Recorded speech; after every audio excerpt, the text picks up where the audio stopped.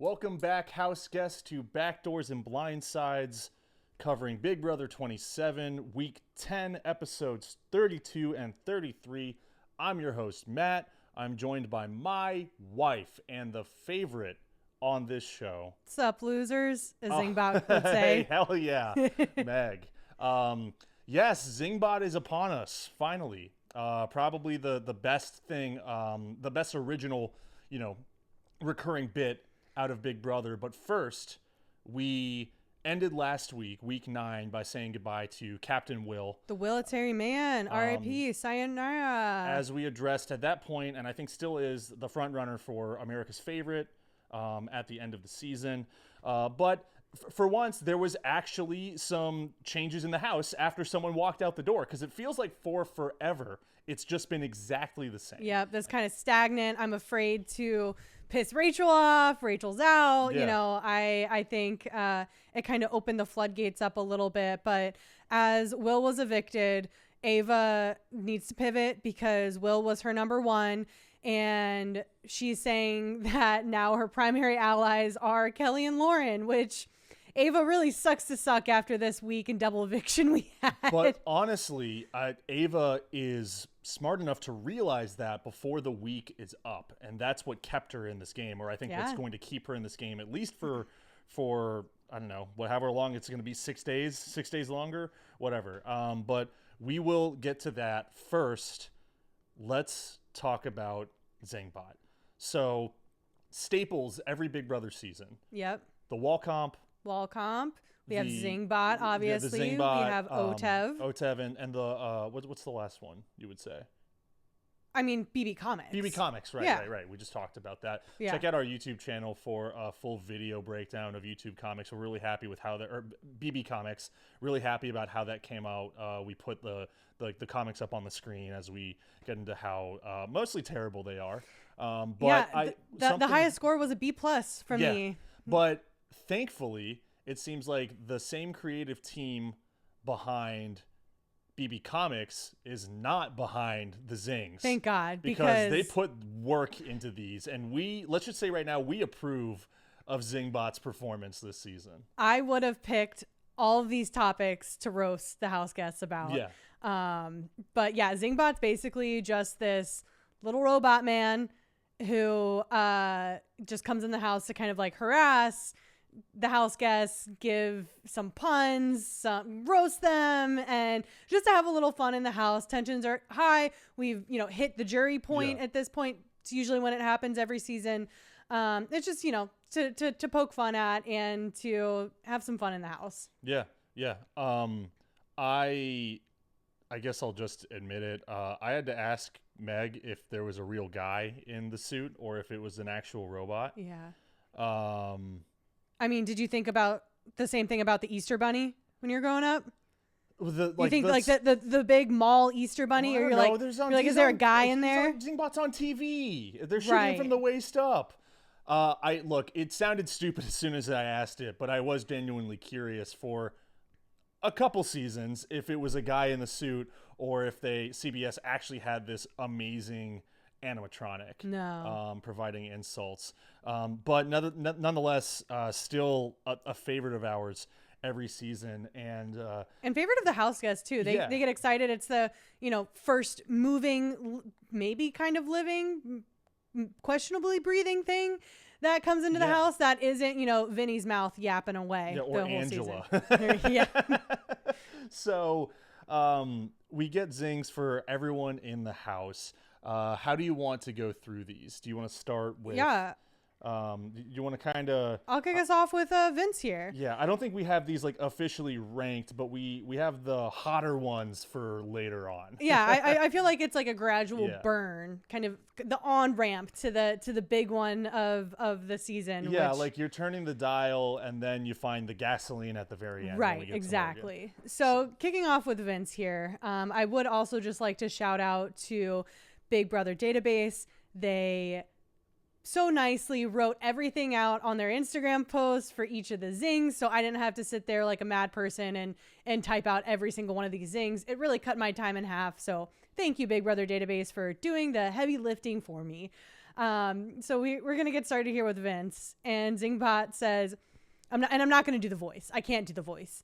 I can do the zing, you know, like that. That's pretty good. Yeah, thanks. But I'm not going to like do the robot voice as I read this. So, you know, you're going to have to use your imagination a little bit. And, you know, you're tuning in because you like my voice and, you know, Matt's voice.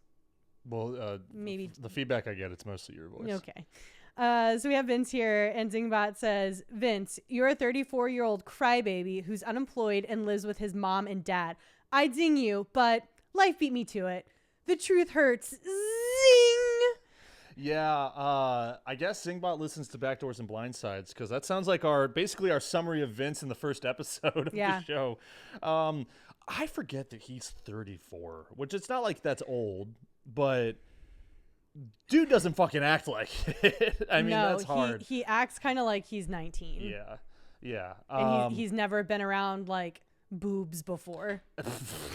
You think that's why he's not able to play the game that he originally thought he could? Yeah, too many boobs in the Big Brother house. By women in the house. I right off the bat, I'm glad that it's been acknowledged in front of the whole house how much he cries. Because we see everyone kind of privately talk about it in the DR, but I don't know if it's actually become like a publicly acknowledged thing. So Vince crying, living with his parents, just kind of being a child about all of it. And we get a comment in there where he says, I'm just doing my best. I'm like, we get it. That's your brand, Vince. We get it. But you've won 3 HOHs and whatever. So I'm like, I don't want to hear it. I want to come back to Vince at the end for probably apparent reasons. But I want to compare the zing that was dedicated to Vince versus the zing that was dedicated to someone else in the house. And maybe production showing their cards about how they feel about certain people. So look, great way to kick things off, busting Vince's balls about his whole life, I guess. Honestly, like, you could go even further to just say, like, dude, like, all you've done is talk about how you've been wanting to do this for 10 years and you seem to be fucking it up this badly. But I mean, I guess he's made it this far. I'm not going to lie though. The more I think about it, I'm going to spoil one of my quotes of the week, which I think honestly was a pretty good zing on Vince from Keanu. And Keanu is talking about how he lives with his sisters and he's in this house with all these women. And he said, there's tears, complaining, whining, and that's just Vince. That's so And funny. I was like, damn, that was a good one. Whether they fed it to him or not. They probably did. But he looked like he was eating it up. He was excited about it. And honestly, they really got me because the whole time he's talking about, how, I'm in this house. And he doesn't, I don't think he expressly says, I'm surrounded by like women or whatever, but he says, I'm used to living around a bunch of women. Yeah. Right. And then he's talking about all these things and, kind of classic anti-woman, there's like bad fucking like dad jokes from bad the women 80s. takes. Yeah. Bad women takes is a good, hi, welcome to Bad Women Takes with Matt and Meg. And you're like, oh, Keanu, come on, man. Like, dude, like, you're making it hard to root. And then you realize, oh, he's just fucking around with it. He's dunking on Vince. Yeah. It was a good bait and switch. I actually had that as my one-liner of the week for this week. But speaking of Keanu, we go to him next. I've never tried this impression before, so let me just give it a shot here.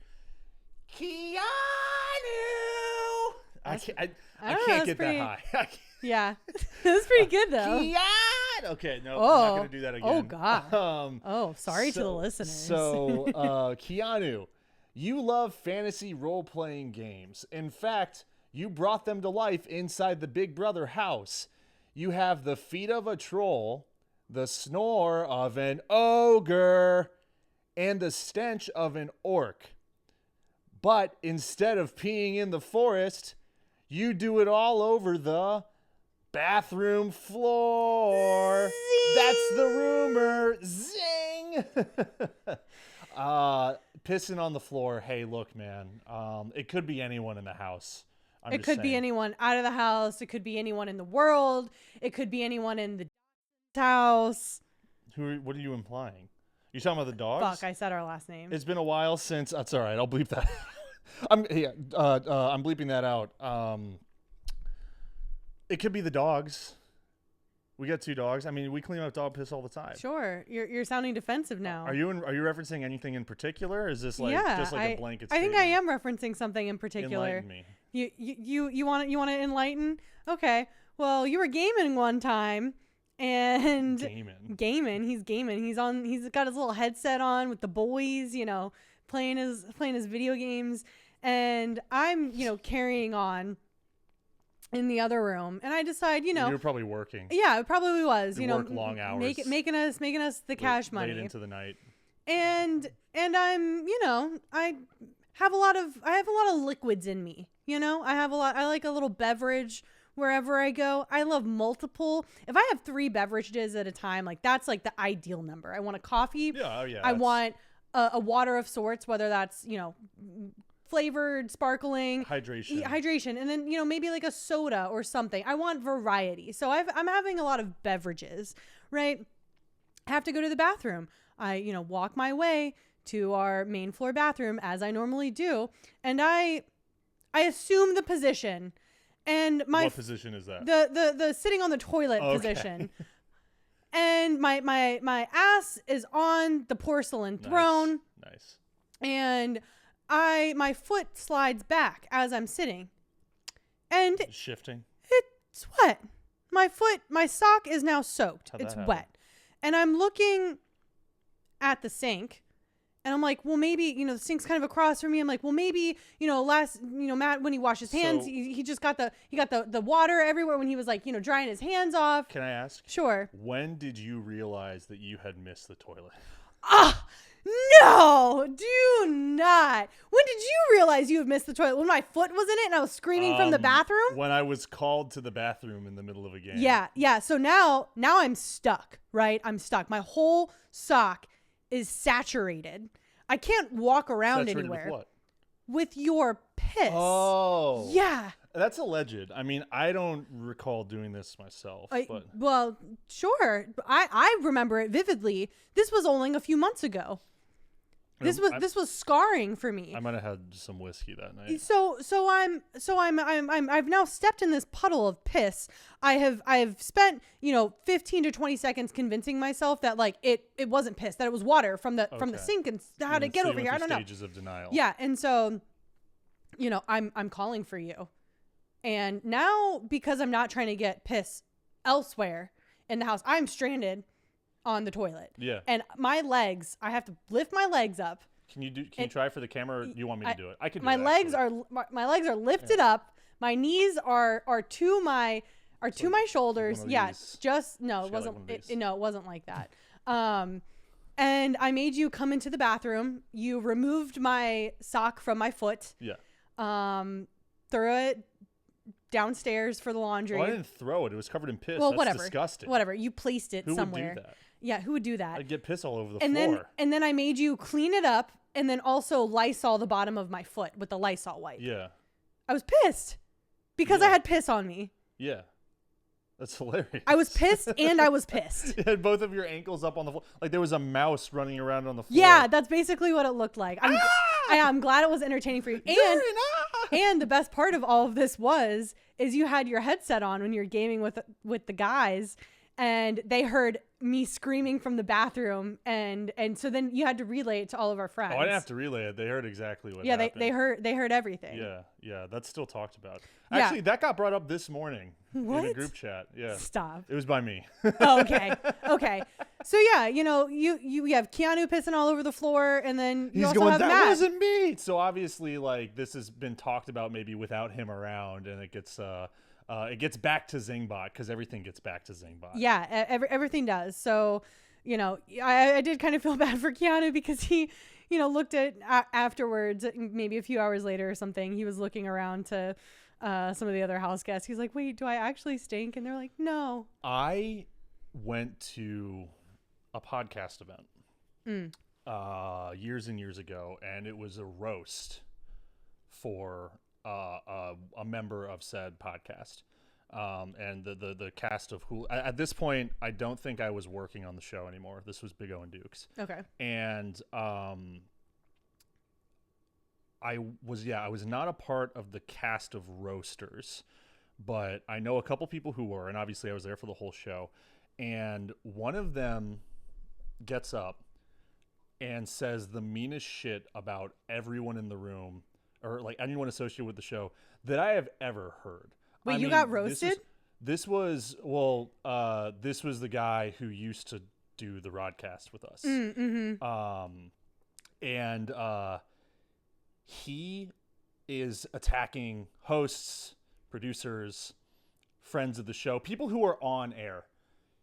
And he brings up a listener who I don't think has ever spoken into a microphone, a female listener. And he says something along the lines of, whenever I'm at an event, I don't like, I when I'm trying to find this one person, I just follow the smell. And after that event, I had to watch this poor person run around to everyone that she could find, asking if she smelled and asking or being upset because apparently no one told her about this or whatever. What the fuck? First of all, it's one of the cruelest things I've ever seen on stage. And I think most people listening, if you listen to both shows, have a pretty good idea of who this person is.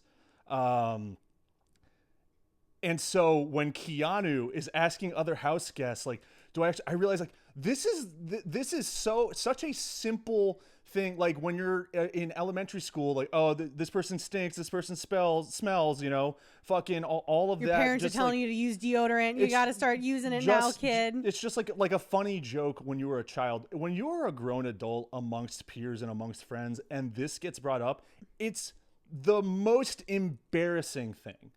And honestly, I really felt for Keanu in that moment. Yeah, because he's like, hey guys, I don't know. But by the way, Vince's life has just been ruined on television. Right. And Keanu comes He's like, do I smell? You guys think I smell? So he played it off pretty well. Hell yeah. So next up is Lauren Zing. We have Zingbot here roasting Lauren. And he says, I have a nursery rhyme for the baby of the house, and it's to the tune of "It's raining, it's pouring." Do you want me to sing it? Do we need me to sing, or can I just read it? You can read it. Do you think they'd be more entertained if I sung it? I would be more entertained. You'd be more entertained. Yeah. Okay. She's draining, she's boring. We're all sick of Lauren. She ums and ers through her answers and leaves us loudly snoring. Borzing. Again, right in tune with how we feel on the show. Yeah. So I guess Zingbot's a P1. Do you think that one cut deep? Lauren being told by Zingbot that she's boring? Because I feel like as a super fan, like you've got to take everything in stride. Yeah, and also with the way that some of the rest of them went, I think she was like, I think she even said she's like, I'm happy with my Zing. Yeah. if the worst Zing that you have for me right now is that I'm boring. Oh yeah. Okay, fine. She probably got off the very easiest because that's not really like an embarrassing thing. No. Even like Vince crying is embarrassing. Yeah. Right? Like Keanu pissing on the floor, allegedly, is embarrassing. And then 3 months later, when he talks about it on a podcast, it's hilarious. Right. So yeah, being dissed for being boring, not too bad at all. So she really comes out of this unscathed. But I am glad that, you know, we called her out for it because she was has been quiet as a mouse, quiet as a mouth. Nope. I mean, quiet as a mouse. If it's Lauren's mouth, that could be that could be the analogy. Yeah. All right. So Ava's up next. Ava, I love that you wear nothing but boho chic. I don't know what that means, by the way. It's like a style. Okay. It's like, you know, like you know, probably like hippie clothes. You know, kind of. Okay, that's what. Like, you know, some, you know, suns and moons and right, yeah. you know, some patterns and etc. Cool. Sorry, I misspoke. I meant to say hobo shit. Peace, love, and terrible fashion. Zing. Zingbot's swearing. How often does that happen? I mean, they bleeped it out, so. Yeah, but it's still pretty good. I mean, yeah, that's like, that's written fucking jokes by CBS. Well, she was pissed. She was flipping Zingbot off. She, you know, was also cursing back to him. She's one that is making, a little bit more conscious fashion statements in the house, I will say. Yeah, with her big ass hats and whatever. I'd say her and Rachel are kind of cut from the same cloth as far as wearing ridiculous, elaborate, silly stuff. She cited her outfits when she had that tiff with Keanu at the veto competition, where he snaps at her and she says, "You think I can dress like this?" She says, "Just because I dress like this." So yeah, I mean, she is very conscious of the clothes that she's wearing, and takes that offense. But again, if Zingbot is dissing your clothes, then count your blessings. To be fair, and this is a rumor, alleged. Apparently, Kelley came into the house with all of her whole wardrobe, and I saw a rumor that Big Brother had to supply her an entire new wardrobe. Oh no! Because all of her outfits were ugly. Oh, they were like, "We can't be having this on the TV." That sucks. And that was just a rumor I heard, but I would buy that. I want Kelley to. I know. Well, spoiler, but I know she's in the jury house right now. She might be the most interesting post-show interview out there, because I feel like she's gonna really just let it all fly. Because there's also been what kind of like whispers of her asking production for things and not getting what she wanted. She like has kind of been the most lippy about production, right, for a long time. Like she was coming up with like aliases for production so that she could talk shit about them without them realizing it, and then they finally caught on. You think all of this is just because she wanted to be on Survivor instead of Big Brother? Probably. I mean, honestly, she has a shot now. Like this, she's Kelley from Big Brother. Why not put her on Survivor? Fuck it. I mean, we're doing a all Big Brother cast of The Amazing Race. It'd kind of be cool to see an all Big Brother cast of Survivor. Yeah. Oh my God, that'd be huge. Or vice versa. Yeah. Right, because you have everyone in the Big Brother house, and it's they're, unless you're on slop, you're a have-not, pretty decent. You have AC, you can go outside, there's a hot tub, a pool, you have all these snacks and drinks or whatever, you get a bed. So if you take those people and put them on Survivor, they'd be like, yo, what the fuck? Yeah, I think it'd be a lot harder than the Survivor to Big Brother transition, like what Suri did. Yeah. She's probably like, I can stay in here for 90 days because that means that I am clothed and have a bed and hot shower. Yeah. So huge response to your singing performance. As are you gonna make me do it again here? So let's hear what Zingbot has to say or what to sing about Ashley. Yeah, Ashley. It was to the tune of "Mary Had a Little Lamb," which she was definitely Rachel's lamb, and it goes a little like, Rachel had a little friend, little friend, little friend. Rachel had a little friend, her name escapes me now. And everywhere that Rachel went, Rachel went, Rachel went. Everywhere that Rachel went, this clinger was sure to go. She called out Keanu like Rachel did, Rachel did, Rachel did. She called out Keanu like Rachel did, but iconic she is not. She's not very memorable.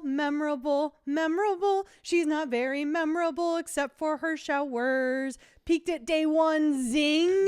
Peaked on day one. Damn. Is so fucking funny, dude. That was kind of the most drama that she has been a part of for the whole season. But now I think Ashley is really getting this DR. I call it the voice of reason. You have it in all of these competition reality TV shows where there's usually one person that kind of lays down the law, kind of, unravels and untangles things. Yeah, this all-seeing person. All-knowing, yeah. All-knowing. I feel like Ashley's kind of getting that edit now, right as Rachel left in jury. Yeah. She's smart. We said this last episode, she's made a lot of crazy mistakes, I think, but she is smart, and I really like the idea of seeing her in the final two to pitch her game, because she is a lawyer, right? She's got the chops to do something like that, and I wonder if she could take this zing specifically and how she could really use that in her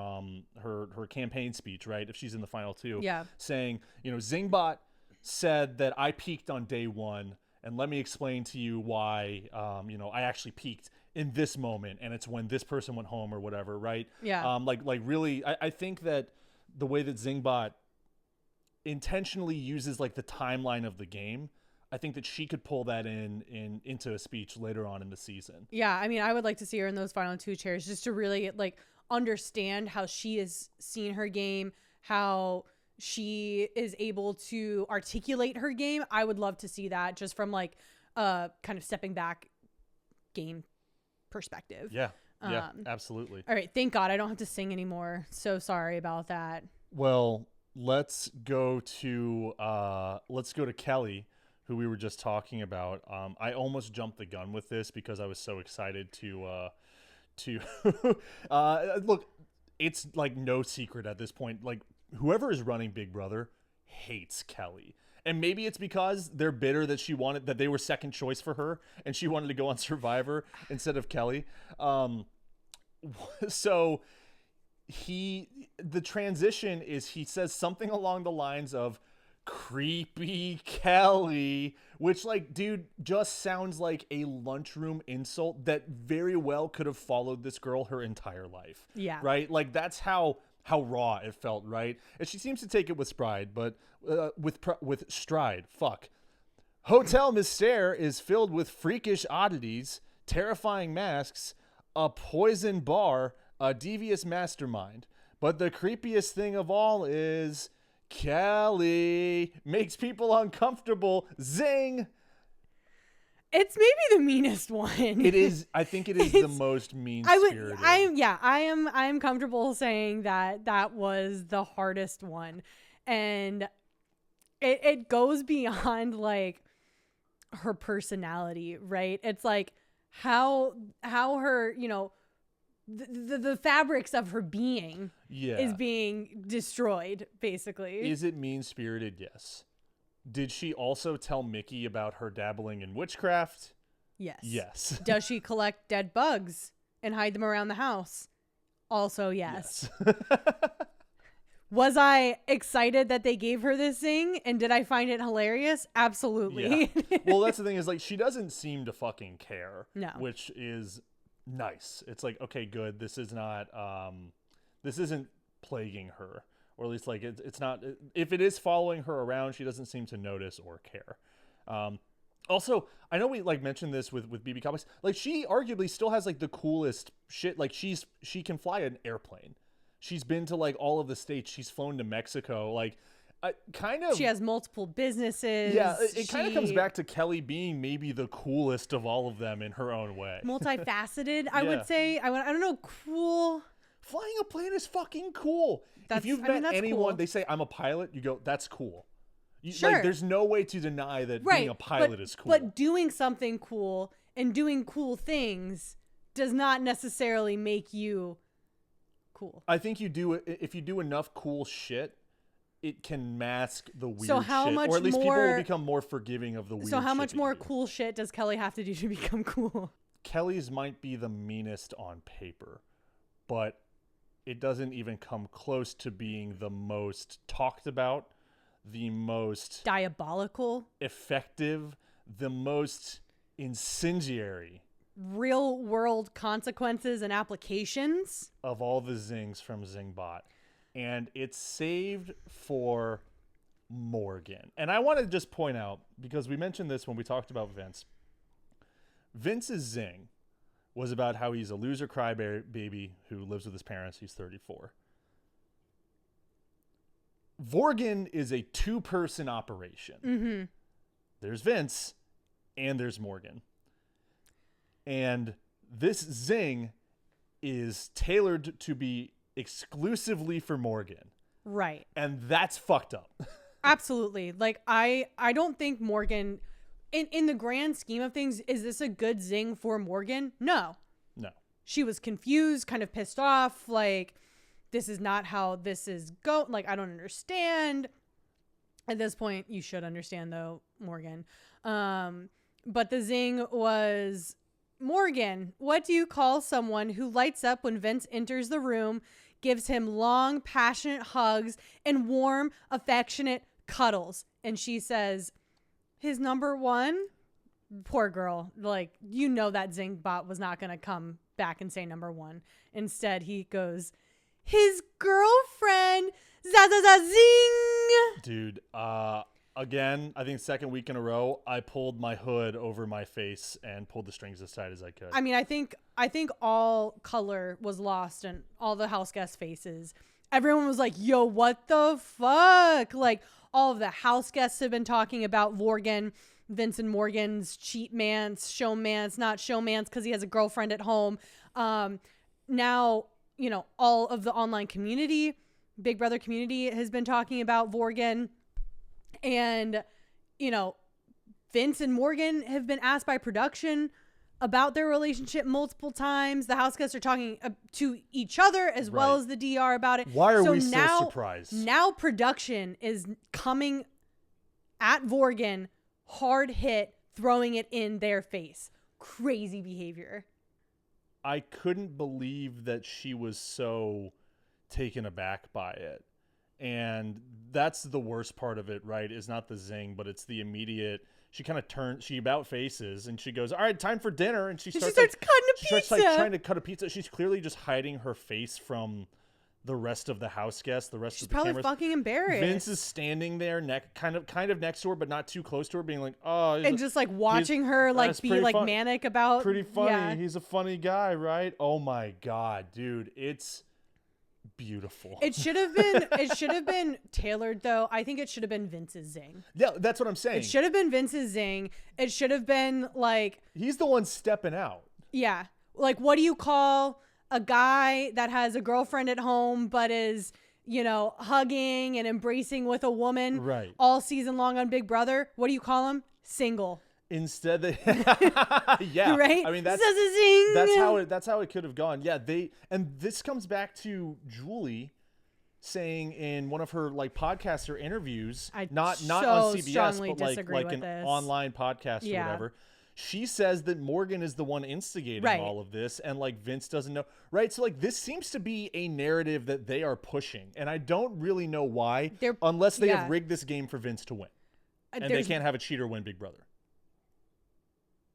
I mean, he's already cheating. No, as long as Morgan can continue to like say that like this is not her intention and like, I don't know, have the actions that back it up, I think she can finagle out of this. Like Vince is so fucked after this. He is so fucked. Oh yeah. I don't think there's a chance that he wins now.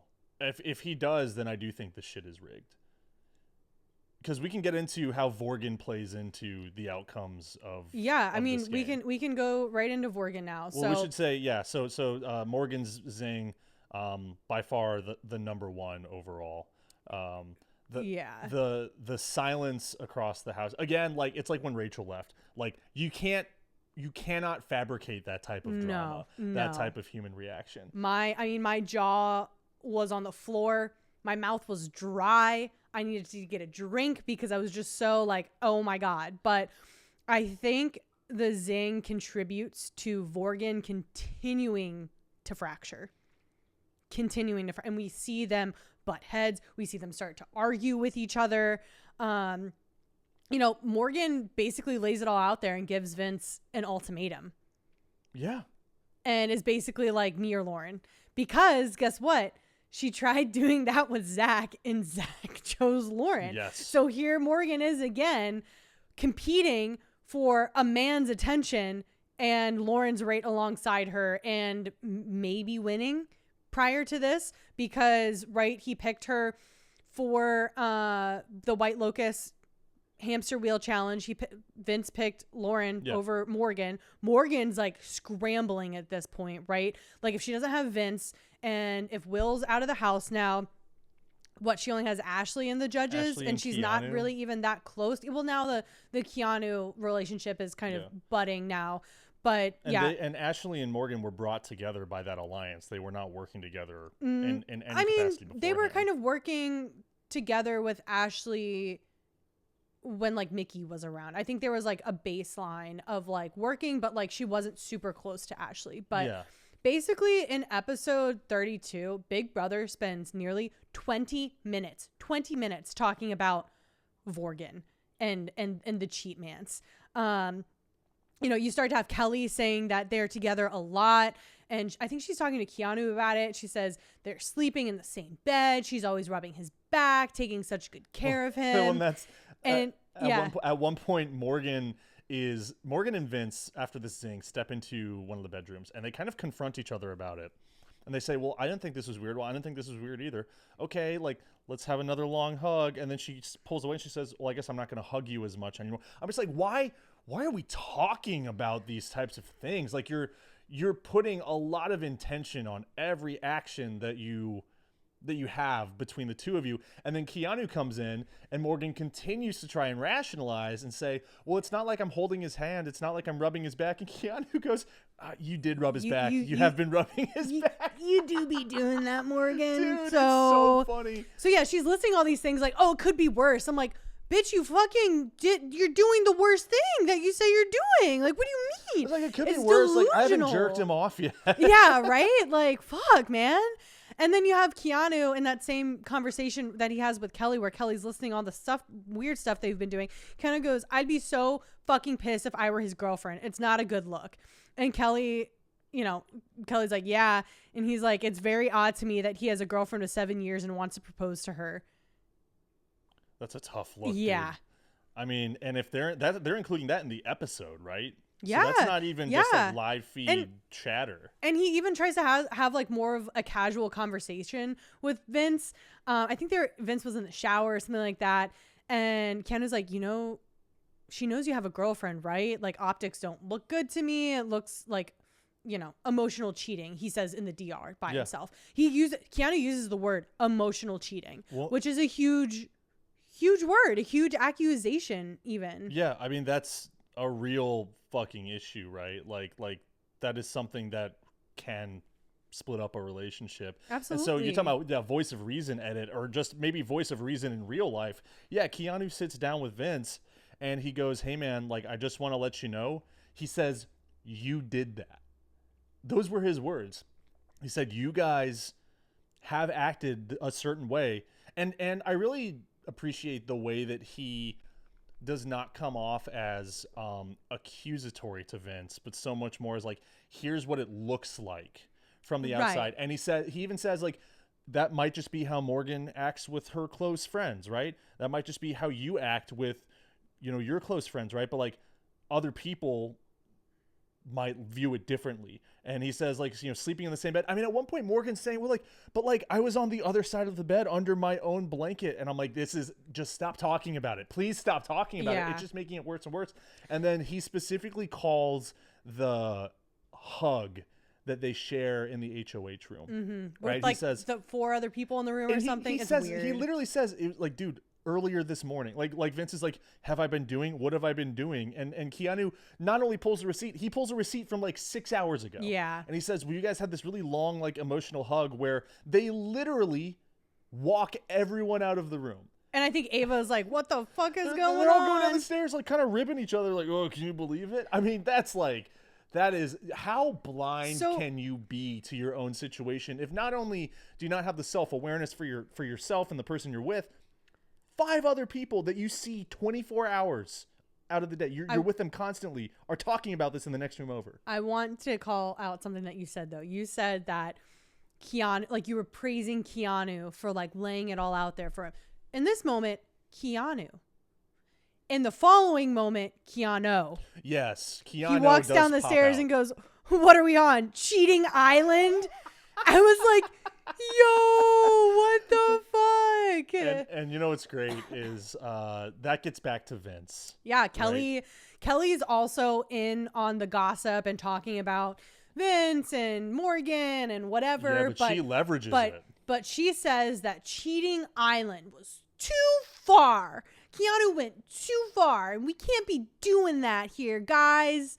And I'm like, do you think that's actually how she feels? I don't know. Or do you she probably feels fucking guilty for it. I mean, I just saw that as an attempt to stay off the block. Yeah, maybe it was game. It's like, maybe hey, Vince, I'm not your target. Keanu's your target because he's using these words about you. I mean, whether she was or not, she was the person that got to Vince first. And he does cite that as a reason for putting up Keanu. Now, I think he was going to do that either way because if I were Vince, or if I'm putting myself in Vince's shoes, and the way that he operates is he used that as a cop-out to not put up Lauren.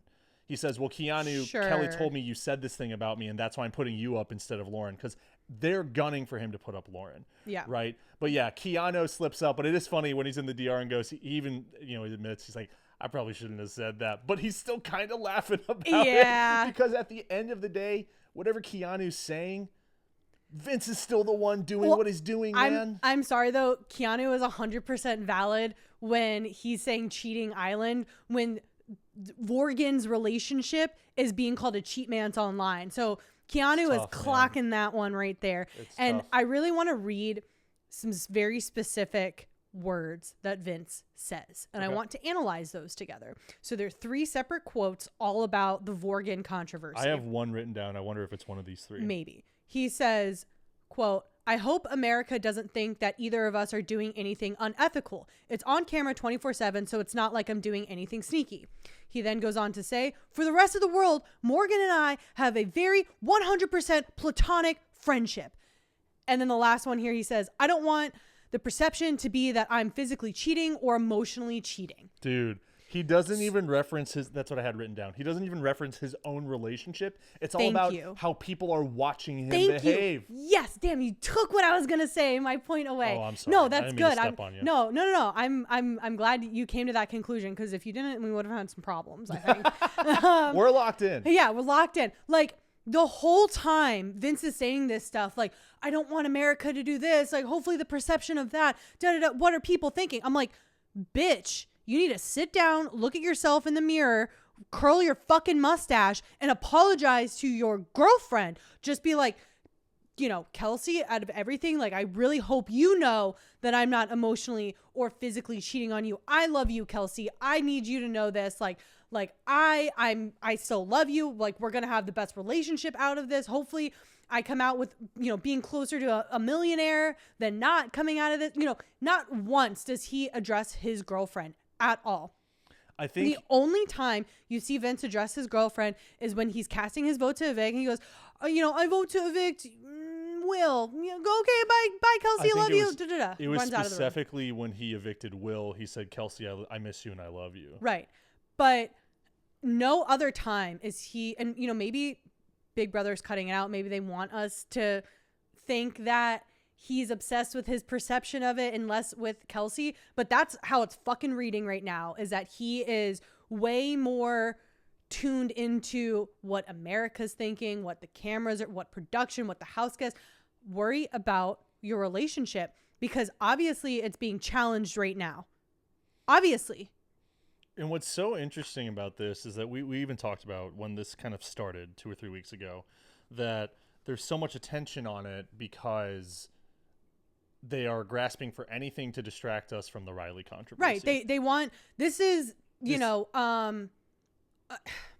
a less evil. It's gossipy, but it's gossipy at the most. It's not potentially dangerous. And the thing about Riley and Catherine was that, like, people were addressing it as a dangerous situation. They were saying Catherine's in danger right now. Well, especially with her stepmom and dad allegedly contacting production about it. Yeah, different. It's like a completely different world. Right. That and this, because this is just a little seedy, a little shady. Right. Rather. In Big Brother's production eyes, and I'm not talking about the fallout, how Kelsey, Vince's girlfriend's feeling, or how Vince's life will change after this.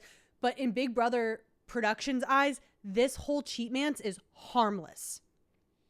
Yeah. They think it's comparatively to the Riley shit. In television, it's harmless. Yes, television. Yeah. I mean, his showbiz. Showbiz. Like the consequences in real life, like, who knows what it's going to play out for the 3 of them, Vorgan and Kintz. Kintz? Is that his real relationship? Kintz? I don't know. I don't know if that's better or worse than Vorgan. This dude should maybe just spend some time. He should spend some time maybe just reflecting on himself, and maybe he doesn't need to be in a relationship right now. I mean, I think that's for Kelsey to decide. I mean, that's true. At this point. That's true. Well, it is. I'm like, what aren't we seeing, or does he really live on such a faraway planet that he is not realizing what's going on here. Because you could even say, right, production wants to focus on this, distract us from Riley and stuff. But there's so much going on between the two of them physically that I don't see, it doesn't seem like it's being spun. Because we're seeing the footage of them, like, really cuddling up on each other. His lips are on her hands. Yes. His hands sliding up her, sleeve of her shirt or going under the strap of her dress when they're hugging. They're constantly doing these long hugs. They are sharing the same bed, whether it be with a pillow divider, whatever. Like, I'm sorry. At this point in the game, over half the house is left. Guess what that means? More beds available. Mm-hmm. You don't need to be up there, Morgan. We're getting to you being able to have your own room. Almost. And just like about almost, in that final week. Yeah. So there's so many things going on that I'm like, y'all, Zingbot has zinged you now. Each of you have been interviewed by production multiple times about your human chemistry relationship. I just, house guests are talking about it amongst themselves. They are addressing it with you. Vince has had a conversation with Keanu about his relationship with Morgan. He's had a conversation with Kelsey. Sorry, not with Kelsey. That sounds like Kelsey's the missing link. Kelley. So he's been addressed multiple times by other house guests. It's coming from all angles. How are we being so delusional and not understanding what is happening and like trying to just like write something? Because he's just continuing, and it is Vince's fault. It 100% is Vince's fault. Because guess what? If Morgan's hugging all over him and rubbing his arm and whatever, he needs to be like, hey, like, listen, like, I have a girlfriend, so like, I just want to make sure I'm respectful to her, and like, I just don't feel comfortable with like all this physical touch. He can't say that though because he likes the physical touch. He likes Morgan's attention. Yes. That's the problem. Well, he said that from the start. He said, like an interpersonal relationship. Like, he used the word intimacy, did he not? I don't know. I think he said something really close to it when this was first brought up like 2 or 3 weeks ago. Human chemistry was the one that I keep coming back to. Human chemistry or like human connection. Human connection. I don't know if the word intimacy per se was that came out of Vince's mouth. But I mean, it's what else is it at this point?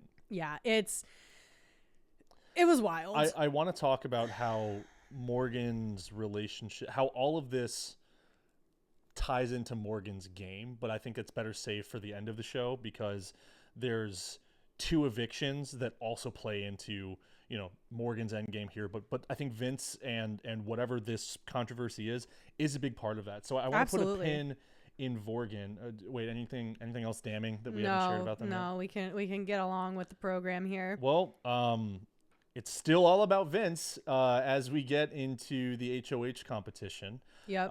Following Zingbot, it's a memory game where they watch like a mini movie about Zingbot. I'm not gonna lie, I usually watch these intensely, and I'm like, oh, I'm gonna answer all the questions correctly.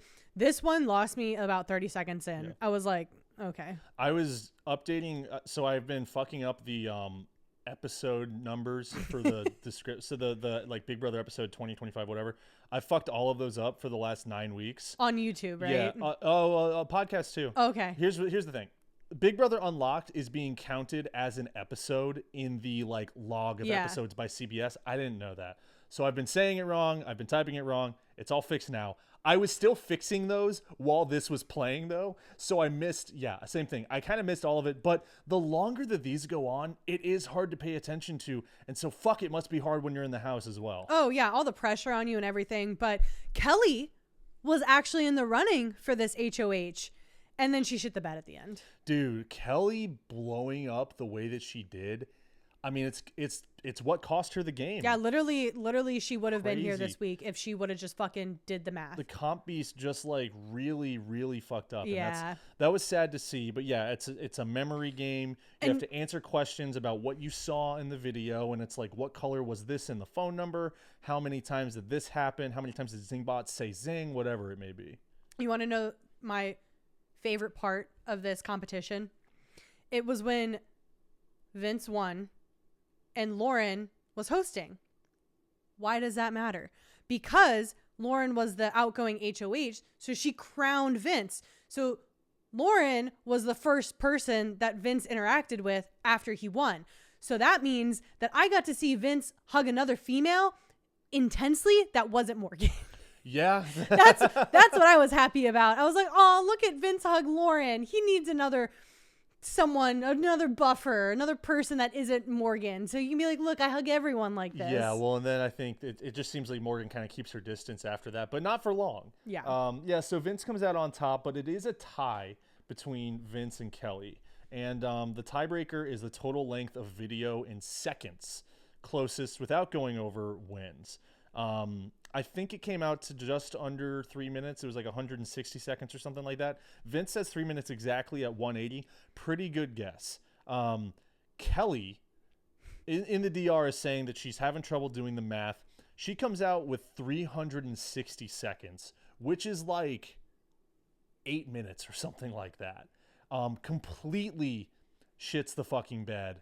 And, or I guess it's double that, right? It's double Vince's answer. So 6 minutes. She says that video was 6 minutes long. And because they're both over, but Vince is the closest, he gets it. All she had to do. She could have put one. She could have wrote the number 1 down. All she had to do was be under 180 seconds and just completely bombed out. And then we see her. I mean, she has to deal with that pretty much right away. She like breaks down crying because like who wouldn't at this point?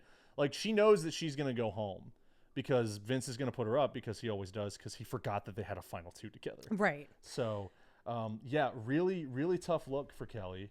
But then it comes time to actually campaign for these noms, right? Yeah, and Keanu's in the DR celebrating Vince's HOH, saying that he is ecstatic about it. I couldn't be more ecstatic with Vince winning HOH. Is he fucking delusional? Look, what the fuck is he thinking? I mean, he really has like no like strong allies, so he has this like somewhat friendship with Vince. So he's like, oh, perfect. Can I say this? Delusional. At least someone's having fun playing the game. I don't think Keanu's particularly good at it, but he does seem to be enjoying himself. He does look like he's having fun. No matter who wins HOH, he goes, I'm super happy that this person's HOH, whether he goes up or not. And they stab him in the front and the back and all around. But it's awesome. In his like him talking about, you know, how excited he is for Vince, he is one of the people that is saying that Lauren has to go on the block because you know, she's been the only one so far not to go up on the block. You can't go to the finale having never touched the block. Yeah, he says ask for forgiveness later, not permission now, you know, and then he says she's coming after your 2 strongest allies. Keanu says this. Keanu says Lauren is coming after Vince's 2 strongest allies, and he is talking about Morgan and himself. Yeah. Keanu is calling himself Vince's one of the 2 of his closest allies. I don't fucking think so. Here's the thing. If his reads are terrible.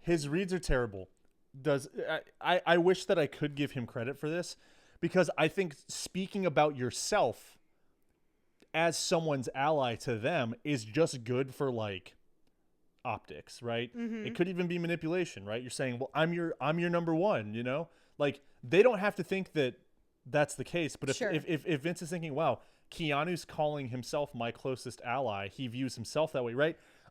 Now, unfortunately, I don't think Keanu's thinking that way at all. He actually believes that he is going to like the final 2 with Vince. Yeah, which will never happen. Delusional.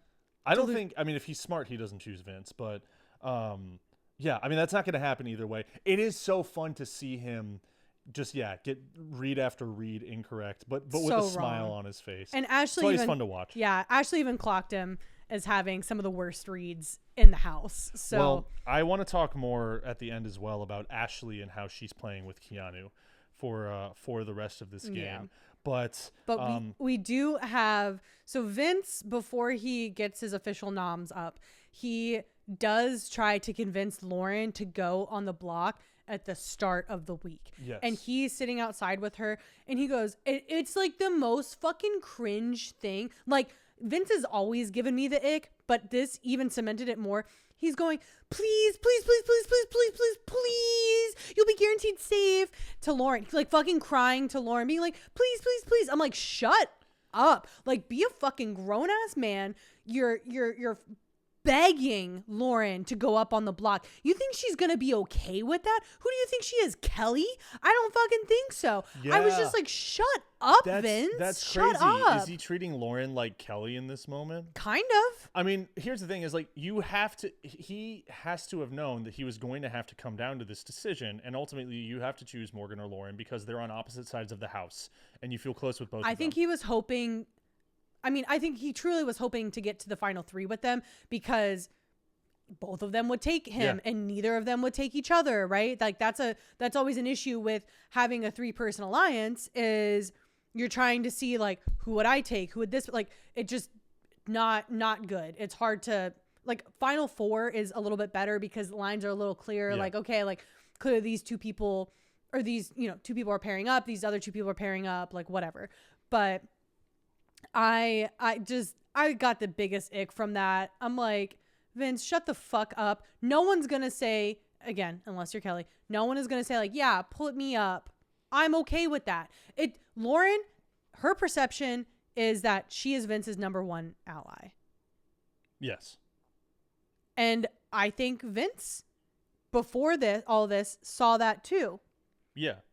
He looked at Morgan as a backup, I think. Yeah, and he has been wanting to blow up the Judges Alliance for weeks now. From the start. And Morgan is basically begging Vince, please don't blow it up. Please don't blow it up. You can't put any judges up. Like, please, please, please. Yeah. We need this alliance because guess what? There hasn't been a whole alliance in the single, in the entirety of this season. Yeah, for the first time we have numbers, like actual numbers. And guess what comes with numbers in the house? Numbers outside of the house in jury. So having a 5-person alliance, pretty good coming into the jury point because guess what? Only 2 of you can make it in those final 2 chairs. So that means that there's 3 votes, quote unquote, guaranteed for the remainder 2 that are up there if they make it that far. Something I want to point out here as he's speaking to Lauren, we go back to the DR and Vince, and we've just been contemplating, we've been trying to figure out like, how is he not seeing what the rest of the house is, not even just the rest of the world, but what the rest of the house is seeing in the way he's acting with Morgan. Vince looks at the camera and says, no one knows I have a final 2 with Lauren. That's how fucking delusional this guy is. He thinks that no one knows that he's working with Lauren so closely. No, and Morgan calls him out for it, basically saying like, oh, Lauren is your kryptonite. She's your vice. Like you can't, like, she's your weakness. You got to get rid of her. She's your weakness. And he is, they're having this debate, right? Which, by the way, I think Vince is Vince's biggest weakness. Absolutely. And much like a lot of people in the house, they can't get out of their own way. But this is before the first round of nominees. Morgan gives him the ultimatum. And Vince goes, Morgan, it sounds like you're breaking up with me. In the game. Dude. He pauses, though, and says, in the game. In the game. In Minecraft. Dude. You are currently denying all of these girlfriend cheating accusations. And then you turn around and say, you're breaking up with me. Think for one fuck. And that's the thing is like, that's why, again, how could this be staged? How could this be like spun by production when he's using words like that intentionally, not in the DR? You know the meme of like the clown. It's like a 4-panel shot of like this guy, and he like progressively gets like more clown makeup on.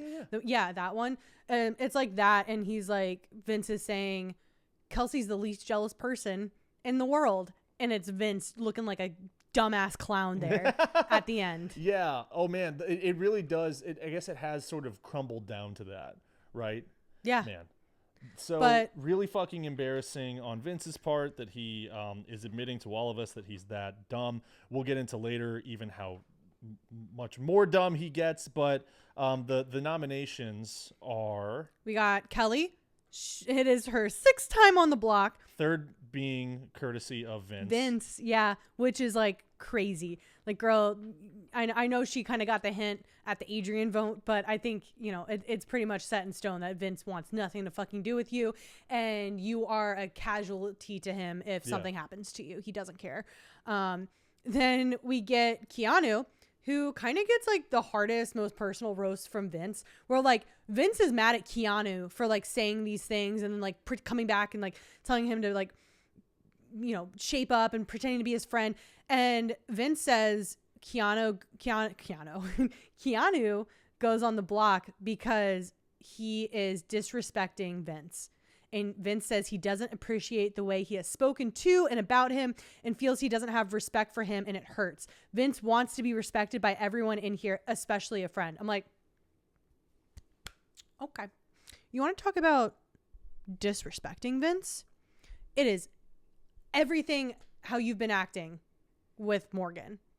That's disrespectful. So he's almost trying to like gaslight Keanu and like use Keanu as like his scapegoat. Like, oh yeah, Keanu's being disrespectful. Look at him over here. I'm like, no, Vince, that's you. You're the one being disrespectful to your outside real world 7-year relationship. How about we take a look in the mirror and we define what disrespectful means?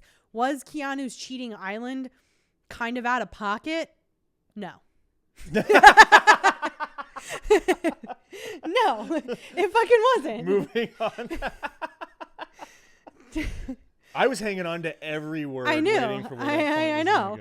That was beautiful. Well done. And thank you. And then our last one here is Ava. She has her little TV moment. Congrats, Ava. She pulls the chess piece out of her. She has a pawn like shoved into her sleeve, yeah. whips it out, So it's a cuffed, puts it on the table. It's a cuffed sleeve though, so she has a little trouble getting it out. Yeah, but like you couldn't really tell it's in there. So like it had some bagginess to it. She whips it out, puts it on the table. You want your pawn, Vince? Here it is. She storms out the door and closes the sliding patio door in a Rachel move. Do you think that Ava? Do you think that Ava is going to regret this heel turn? I think she realized she didn't have a shot at America's favorite player vote at the end, which, by the way, they get $50K. Yeah, it's a lot of money. I thought it was $25K. Yeah, they get it's $50K. That's like a salary for a whole year. What? They also get 50, right? 100. 100. Okay. Yeah. Damn. Yeah, that's a lot of fucking money. Yeah. So here she is thinking she's being this like silly, like, you know, introspective, like she's trying to have these fun, cool DRs. And then she realizes in the wake of the Rachel shit that like, oh, she's not going to be, she's talking to the camera. She's saying that she knows she's not going to be America's favorite. She's basically worked this whole season to get that. And like, it's crumbling around her. So I don't think she really gives a fuck at this point. Yeah. And, you know, this is a very interesting point in the house all the time, or every season, because the facades people have are really starting to crumble at this point. You really get the stripped back version of who these people actually are, because for the first, you know, several weeks, I'd say 4 to 5 weeks, you're probably really conscious of that camera and that camera and that camera and the mic on me, and I'm saying all these words and everything I say is being recorded. You can only let that penetrate your brain for so long until it just starts to become noise in your environment. And so now all of the cameras and the lights and the mic, these are all just fixtures in the house that they live in. So they're starting to drop these facades, and we're very clearly seeing it with Ava.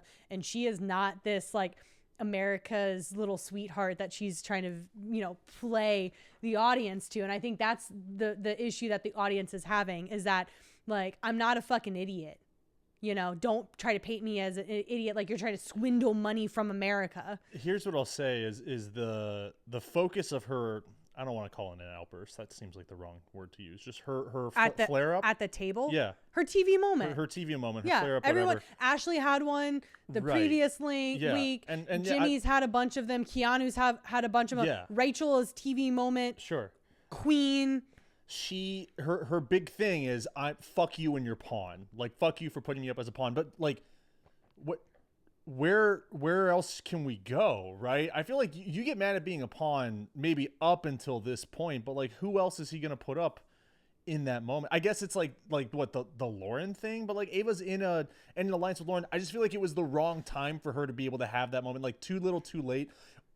And look, like, you need your TV moment, right? You want to assert that like you're not someone to fuck with in the house. Right. And I get that. I think that it needed to be focused around something else though. Vince going against his word or something like that, because like when you're the quote unquote pawn in the final group of 3 to be put up, I just feel like there's not much of a use for a pawn in that situation. It is really just like, here are my noms and I hope it goes this way. Right. And like he had just like given this heavy speech to Keanu, and then Ava having this little fanfare, it just felt like it was like, I don't know, it just didn't feel like the right time or place for it. I mean, I get she's trying to assert herself and she doesn't want to be a pawn, but guess what, girl? You don't also want to be a threat and be enemy number 1 right now. It's fine that she like do whatever you want on the show. I just don't think it's going to work to her advantage the way that she might think it would.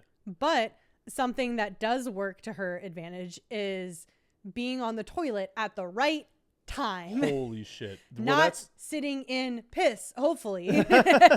That's the veto. That's after the veto I wanted to get to it. That's all right. So with the way that the Wednesday episode was framed was we get HOH, noms, veto, and veto ceremony all in one episode, which I just want to say right now, this is how the show should be formatted moving forward.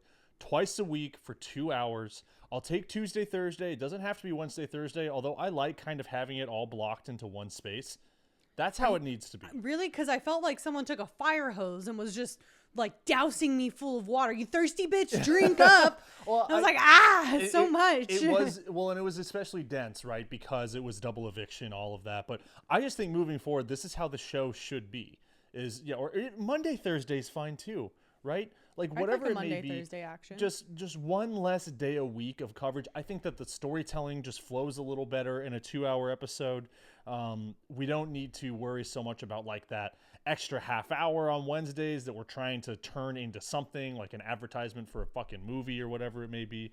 So just putting that out there, I really like the format of this past week, but we basically go right from nominations at the hands of Vince into veto and choosing individuals for the veto, right? And so there's talks of who am I going to pick if my name gets pulled, right? Because right away, our competitors are Vince, Ava, Kelley, and Keanu. And Keanu talks to Ashley about picking her because, you know, Ashley wants to guarantee safety. They just want to make sure that that side of the house is in control of where the veto goes. Right. So that, namely, so that Lauren remains unprotected. Right? Because if Lauren gets pulled, she goes up, she wins. It's a problem for the rest of the house. So we get into the veto, what is it, just the selecting people. It's not a ceremony, but just choosing people for the veto comp. And Keanu pulls his own name. And which means that you get to pick whoever you want. You get to choose from the remaining house guests who's going to compete. And he ends up choosing Morgan, which to me makes the most sense. She's coming off of winning 2 vetoes in a row. Yeah. So why wouldn't you want just like a greater chance of winning? Between her and Keanu, it's like, damn, like that house basically does control the veto in this situation, which rubs Ashley the wrong way, and we'll get to that. But the last name that's pulled is Lauren, and Vince is going, yes, and the rest of the house is going, fuck, right? Because now if she wins, she can pull off one of the 2 of her allies, and then they will have the votes to stay. And it would force Vince to put up Ashley. Yes. That would take any sort of choice out of Vince's, debacle or, the illusion of power. If Lauren wins and Lauren uses the veto to pull down Ava, which would make the most sense for her game, or Kelley. Either way. I think Kelley would have had like a higher chance of going home against whoever she sat next to, and Ava won it. So maybe she would have pulled Kelley down, but that would have forced Vince to put up Ashley beyond anything of his control, which honestly, maybe Vince kind of wanted. Yeah, I mean, well, we'll get into what Vince wanted or didn't want or didn't know what he wanted, because I've had trouble figuring that out basically the whole week, and it's because he doesn't either. But after we choose. Sorry, go ahead. Yeah, I was going to say, right after we choose, Ashley is going up to Keanu and saying she's not going to use the veto. Morgan's not going to use the veto. And Keanu looks at her and says, yes, she will. And for the first time, maybe in the whole season, Keanu clocked something that was accurate. Like, he knew it was hip hop happening around the house. Congrats, Keanu. Because he's gotten more comfortable with some of like the key players in the house, and so he is actually able to have these like game conversations. Because I think part of it is like Keanu was disregarded in a lot of like real gameplay and real strategy because he's just the guy that keeps winning, and no one trusts him fully to like really take him far. He survived because of his wins, taking himself off the block time and time again. Truly. So he hasn't gotten into a position where he can really be strategic. But when you're in the final 7, guess what? It's kind of all there is left to do. No more room to hide. There's no real like floating going on, right? And so he is having these, deeper gameplay conversations. And that's the other thing too that's kind of pissing me off at this stage is people are like, oh, we want Keanu around because he's a shield. Big shield Keanu. I'm like, y'all, there's nowhere left to hide. Like, it's a matter of, do I think I can beat this person at the end? Yes or no? It's no shield. Who gives a shit about a shield anymore? Yeah. All your armor's off. You're just trying to scrap your way to the end now. Yes. There's no. So stop talking about it. There's no more secret alliances. Yeah. Like, it's all pretty clear where people, for the most part, are going to be going cut and dry. Who would put up who would save who, and what scenario. Like, the scenarios are pretty straightforward. So Keanu follows Ashley into the bathroom to explain himself. Yeah. But not before Ava goes into the bathroom first and actually goes into like the closed off like the toilet stall area. Yeah, right. Hopefully not stepping in piss while she's in there. Well, Keanu hasn't been in there yet. That's true. He hasn't. Or Matt hasn't been in there yet. So he goes in and immediately starts talking to Ashley, and I can't tell if Ashley remembers that Ava is in the bathroom or not. Because she lets this conversation go on a little too long. I don't know if Ashley knew Ava was in there or not. Had she gone in there before Ashley? We'll have to go back and look. Yeah. All I know is that they go into this room together. Keanu and Ashley, they're in the bathroom. And yeah, he's explaining, look, Morgan's going to use the veto on someone else. And then Vince is going to put up Lauren. Him and I already talked about this. Now, this is another example of Keanu over-promising what he's discussed with people, because he's done this before, saying, no, we're good. This is how it's going to go, and him being completely wrong. This time, I'm not sure that he knew for certain that it was going to go that way, but he pitched it correctly to Ashley to kind of cool her off. And look, it is, he framed it like, well, our ally's still there, and she's got a record of winning the veto, so this is going to be good for us. Right. And sure enough, Ava Pearl is actually sitting inside the, whatever you want to call it, the stall, listening to this whole conversation about the plan to backdoor her ally. Very interesting. But instead of escaping, because she was like pretending to nap right earlier in the game when this had happened, a conversation that she was supposed to hear. Yeah, she's just kind of like the fly on the wall in a lot of these scenarios.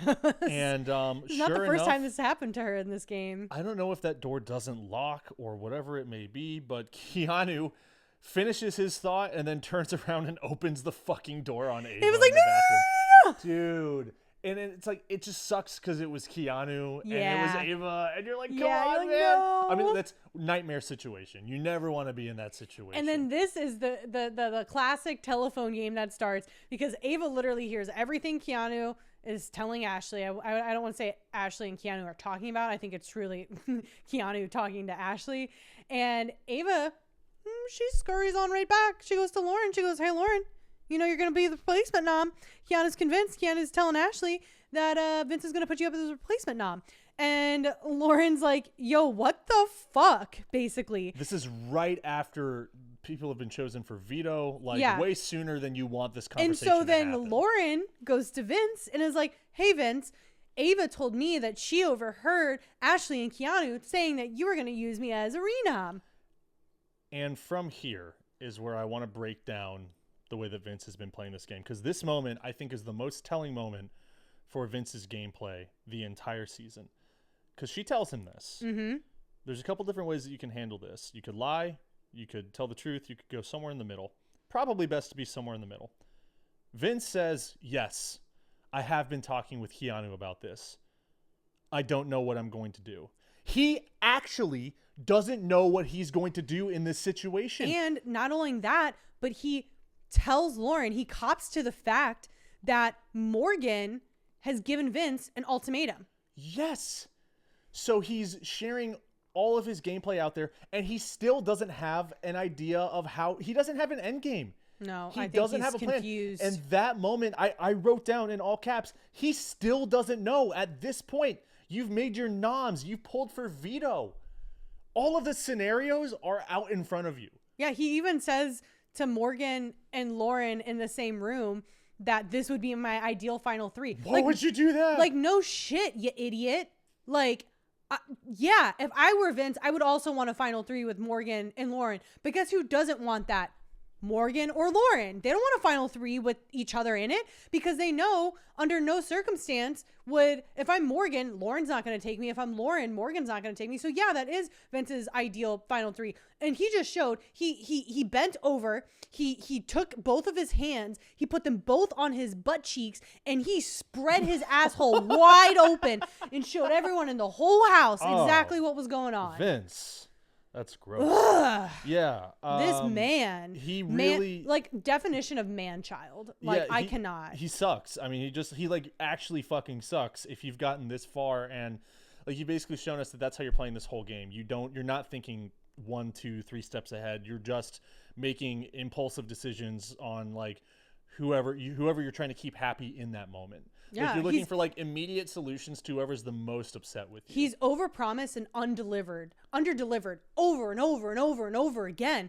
I think if Vince somehow scurries his little way up to final 2, he's not going to get a single fucking vote unless Morgan is sitting in the jury house. That will be his one vote. I agree. Because I don't think anyone fucking likes him. They all have been burned by him. And he, you want to talk about Mickey trying to jury manage like 4 weeks before jury even starts?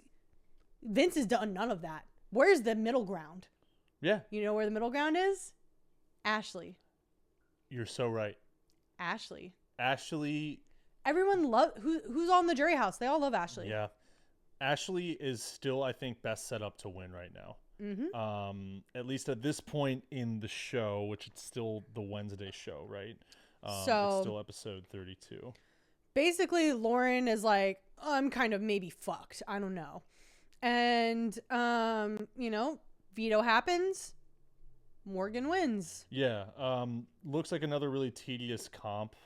Thankfully, if this was a regular Wednesday episode, we would have watched these fuckers on these balance beams for 45 minutes. Probably. And I'm so glad that it was this format of we saw full HOH and noms before we even got to veto, so that we condensed the veto comp into, I think, 1 segment of the show, maybe 2 at most. Yeah, and this is a classic veto comp too, by the way. Yeah. When you're on the balance beam, you have to put the multi-sized balls at the end of like, a little basin. You have to balance it, do the whole thing.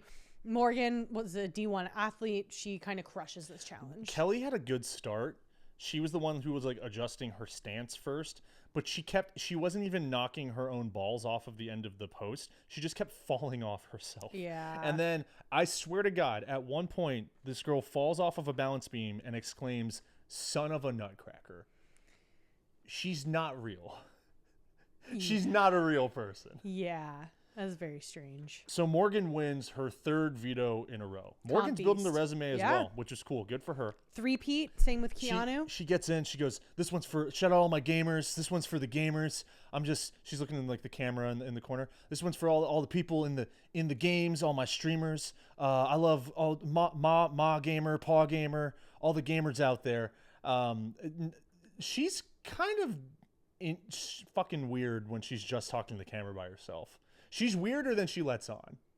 Oh, I've seen so many of these like unearthed videos of her, I guess, Twitch, like streaming stuff.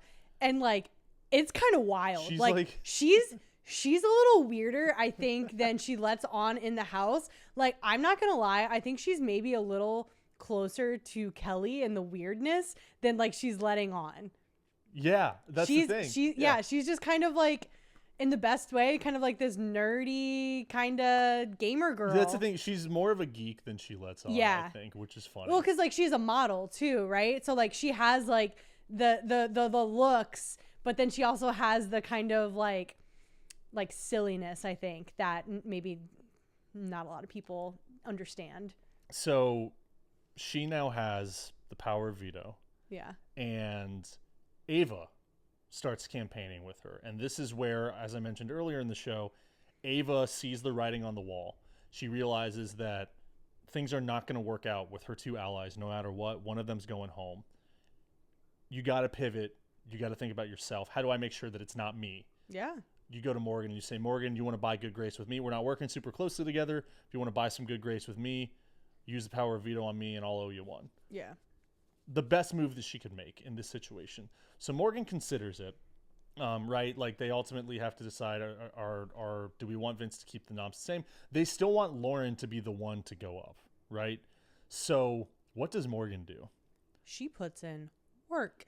Day and night, and maybe day and night again. She is with Vince in the HOH room. She finesses this man. The manipulation tactics that Morgan is using to get Vince to put his number one ally on the block is just diabolical. Like she is running circles around Vince, putting in all the work. So she definitely gets major props for this. People online are like calling, saying some stuff about her in this moment. Why? And I'm like, if it was a man, it would be, if it was Dan Giesling, like it'd be like, oh yeah, like he's some mastermind. Yeah, that's what Morgan's doing right now. She knows Vince would never put Lauren up. What does she do? She convinces someone to put a non-negotiable, untouchable person up on the block. Crazy. And what a move. Yes, it's huge. And we were writing that down, I think, Jesus, I just punched the microphone. We were writing that down like even earlier in the TV episode, that if she can pull this off, this is the biggest move on her resume. Yeah. Right? And it's all of that time that she's putting in there. Vince's supposed number one, she's not up there in the room with him. No. She's not spending the night with him, right? So you can talk about however, the Vorgan, the weird shady romance, whatever it may fucking be. Morgan starts using that. Now that it's all out in the open, all right, this is how I'm perceived, bet. Then I can spend all of my time with Vince and no one's going to think weirdly about it. Everyone already thinks it's weird, so I might as well make sure that it's going to benefit the last 2 weeks of playing Big Brother for me. And of her game specifically. Yes. Now, here's a question for you. Do you think that Lauren could have convinced Vince to put Morgan up? No. Had she navigated it the same way Morgan pushed Vince to nominate Lauren? Do you think Lauren could have ever had that pull the way Morgan had? No, because whatever is going on between Vince and Morgan, like, it's something, right? We can't know for sure. It's human chemistry. Well, like, whatever this weird fucking thing they have, he just doesn't have that with Lauren. And it doesn't matter whether he thinks Lauren is his final two in the game or not. Clearly, it's whatever emotional connection he had with Morgan that was leveraged here. Yeah. It had nothing to do with promises made at the start of the game. And so I don't think that Lauren would have ever been in a position where she would even be able to campaign the way that Morgan has. That's fair, because Morgan was kind of going more on like the attack from the start, and Lauren had to kind of be on the defense to be like, when Vince is being like, please, please, please, please, please, please, please, she'd be like, no. She didn't have a chance to even be like, why not put Morgan up? Yeah. Right? Well, like she didn't even get that opportunity. Yeah, and I don't even think she would have taken it, even if it was in front of her. Well, that's the thing. We never even see her like try at one point, because we don't know for sure if Morgan was truly like occupying all of Vince's time intentionally or not. But like we don't even see Morgan, or we don't even see Lauren try to have a moment in the same room with them and like discuss what Vince should do instead of putting her up, right? Like she kind of resigns right away. Yeah. Again, where is the gameplay from Lauren? Like even in the biggest moment that you could have on Big Brother, you have to fight for your life because you're going up on the block. She doesn't really fight. And she doesn't say anything when she's nominated either, when Vince nominates her. It's just like, okay. It's kind of like, all right, I guess this is what was going to happen. It really just seems like I'm just happy to be here. I'm just along for the ride. Yeah. That's how all of these actions are looking to me. Anyway. Then I think Vince starts to get a little regretful of it. And Morgan starts laying into him. They start screaming almost at each other, where other house guests in the house can hear it. Kelley and Lauren are sitting outside of the HOH room playing chess, and they're just letting all of their shit be aired out. They're yelling at each other, and that's right when Kelley kind of butts in and says, "Hey, let Lauren have her time with Vince." Morgan is almost out. She has her little basket of stuff that she's gonna leave the HOH room. Vince basically like shuts the bathroom. It's not really a door, like the pivot, like the false fireplace kind of like on a swivel thing. Did you get it? I got it. Oh, let's fucking go. We've been trying to kill this mosquito in the studio room for, what has it been, 2 hours? Yeah. Can we pause for a second? Can I? You need a tissue? I just need can you hand me a tissue? So Kelley walks in the HOH room after Lauren had already walked in like a few minutes prior, being like, "Hey, can I talk to Vince, please? I just really want to talk to Vince because I'm on the block now." And she leaves, and like minutes go by, I guess. And Kelley goes, she's like, I'm gonna be like older sister here. She even says that she feels like Lauren's older sister. Lauren says that Kelley feels like her older sister. So she plays big sister role and barges in the HOH room. She goes, "Don't keep the girl waiting." And I'm like, oh my God. And Morgan's like, I'm standing right here with all my shit. I'm on my way out.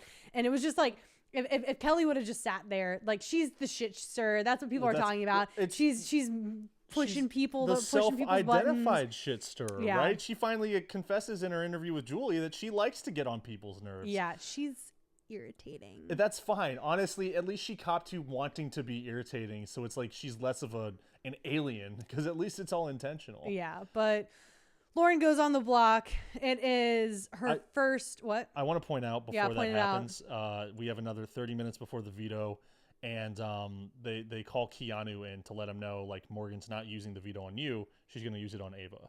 And you gotta win that blockbuster to come down so that we can, get Lauren out. But like basically saying, Keanu, you're gonna be playing in the blockbuster. Vince and Morgan are like getting dressed in the bathroom together. They're showering together. It's just like, I don't know, dude. And this is all after the weirdness with Zingbot. And so it's like he's like helping tie her dress. We're like further committing to the bit. Like, stop, guys. Like, you know what's happening. At this point, I'm like, the perception. Blow it up. Blow it all up, but stop acting like nothing's happening. Yeah. That's the biggest problem here. Is like, clearly you don't care about your relationship. Like, clearly this means nothing to either of you, because this is continuing on both sides. Stop pretending that there's nothing there, though. I'm sorry. You guys can't be like putting on deodorant together pretending that there's nothing there. No, they did address it, that they have human chemistry. Yes, it's just the natural human chemistry. The natural human chemistry. But yeah, Lauren Ava comes down and Lauren's the one that goes up. Yeah, Morgan uses the veto on Ava. Lauren goes up. Lauren's first blockbuster competition, which the name of this comp, Big Brother just thinks I'm fucking stupid. Thinks we're all just stupid people. The name of this comp is Seal Power Orbs for the Mastermind so he can bring his lair online. The actual name of the comp actual name comes of the comp across in big letters. It's so dumb. Can we it just make something better. But I can't wait to watch the Ravens at 1:00 tomorrow. They're my favorite. Grab the football and run as fast as you can into the end zone team. Go football. Yeah, so Lauren first blockbuster competition with two huge competitors, Kelley and Keanu. Yeah. Right? They've each won multiple of these blockbuster comps, but she wins it. I honestly I was rooting against her in this moment. I wanted to see her sitting on that block and just continue to watch the fallout of it. But she kills this competition. They have to like drop the balls from like, I don't know, maybe it looks like 6 feet or so. These, dodgeball looking balls into a tube. And she gets 4 in a row. Kelley and Keanu each have 1. Nowhere close. She's the only one like really taking her time and aiming and using 2 hands, and she's using 2 hands. She's making sure the ball's like level, and then she releases.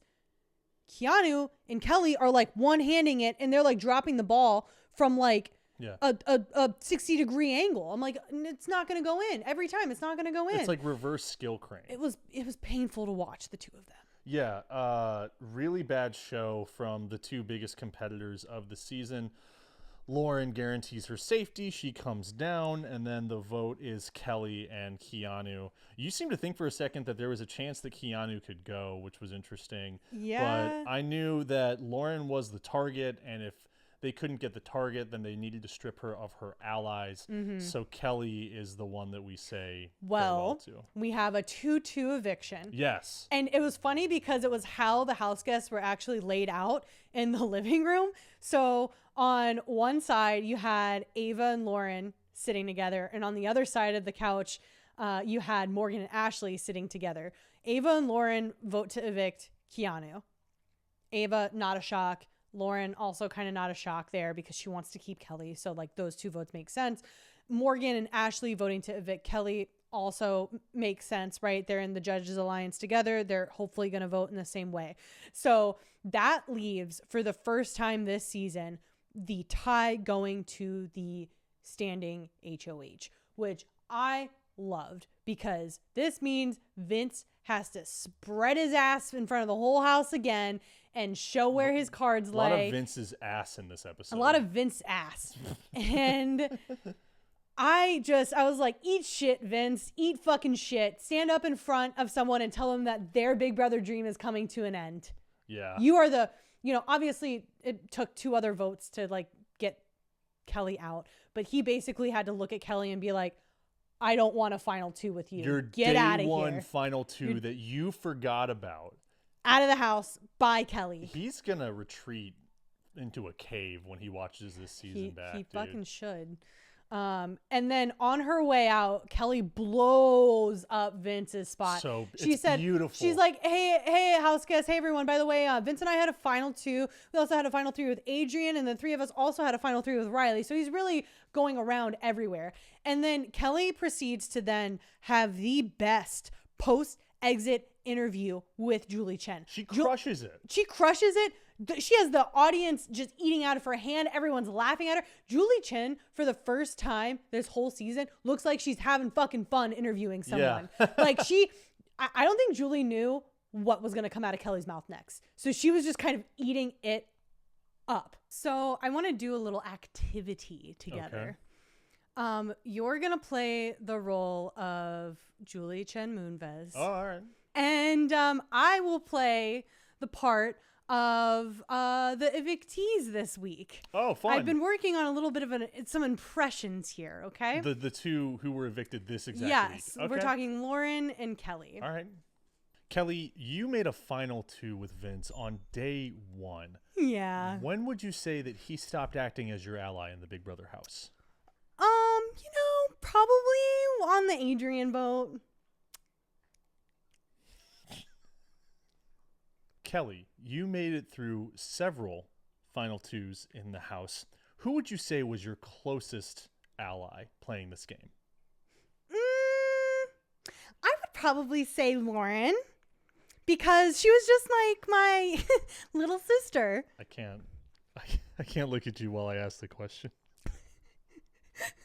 Kelley, what about you was the biggest threat that you brought to the Big Brother house? Well, I don't think it was so much of a threat as people find me irritating. Define irritating. Irritating.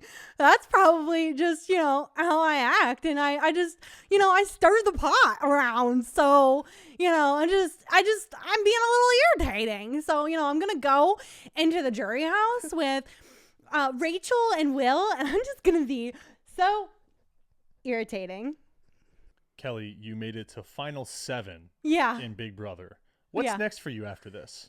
Well, I learned chess in Big Brother, so I'm probably going to keep playing chess. And, I think I'm just going to go back to continuing to be, irritating. Kelley, you won Can I do that one more time? Yeah, sure. Well, I learned chess in the Big Brother house, and I think I'm just going to keep playing that when I leave.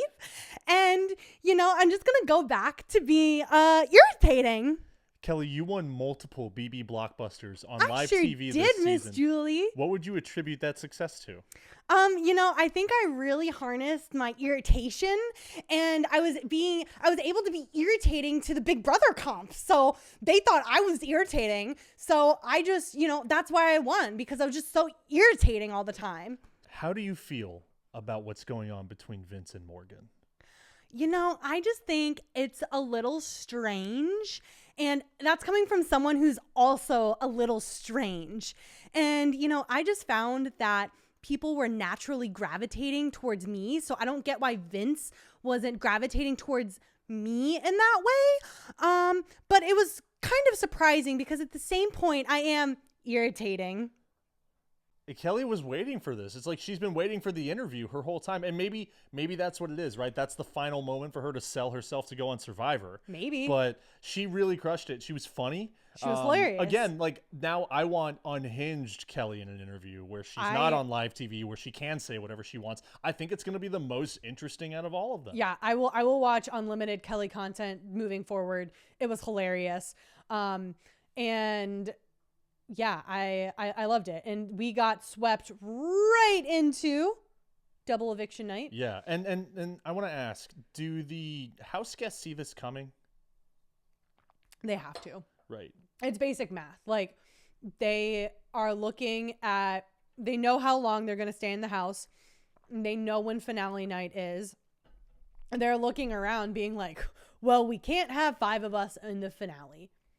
They got to know double's coming up. And honestly, I think this is a little late in the season for it.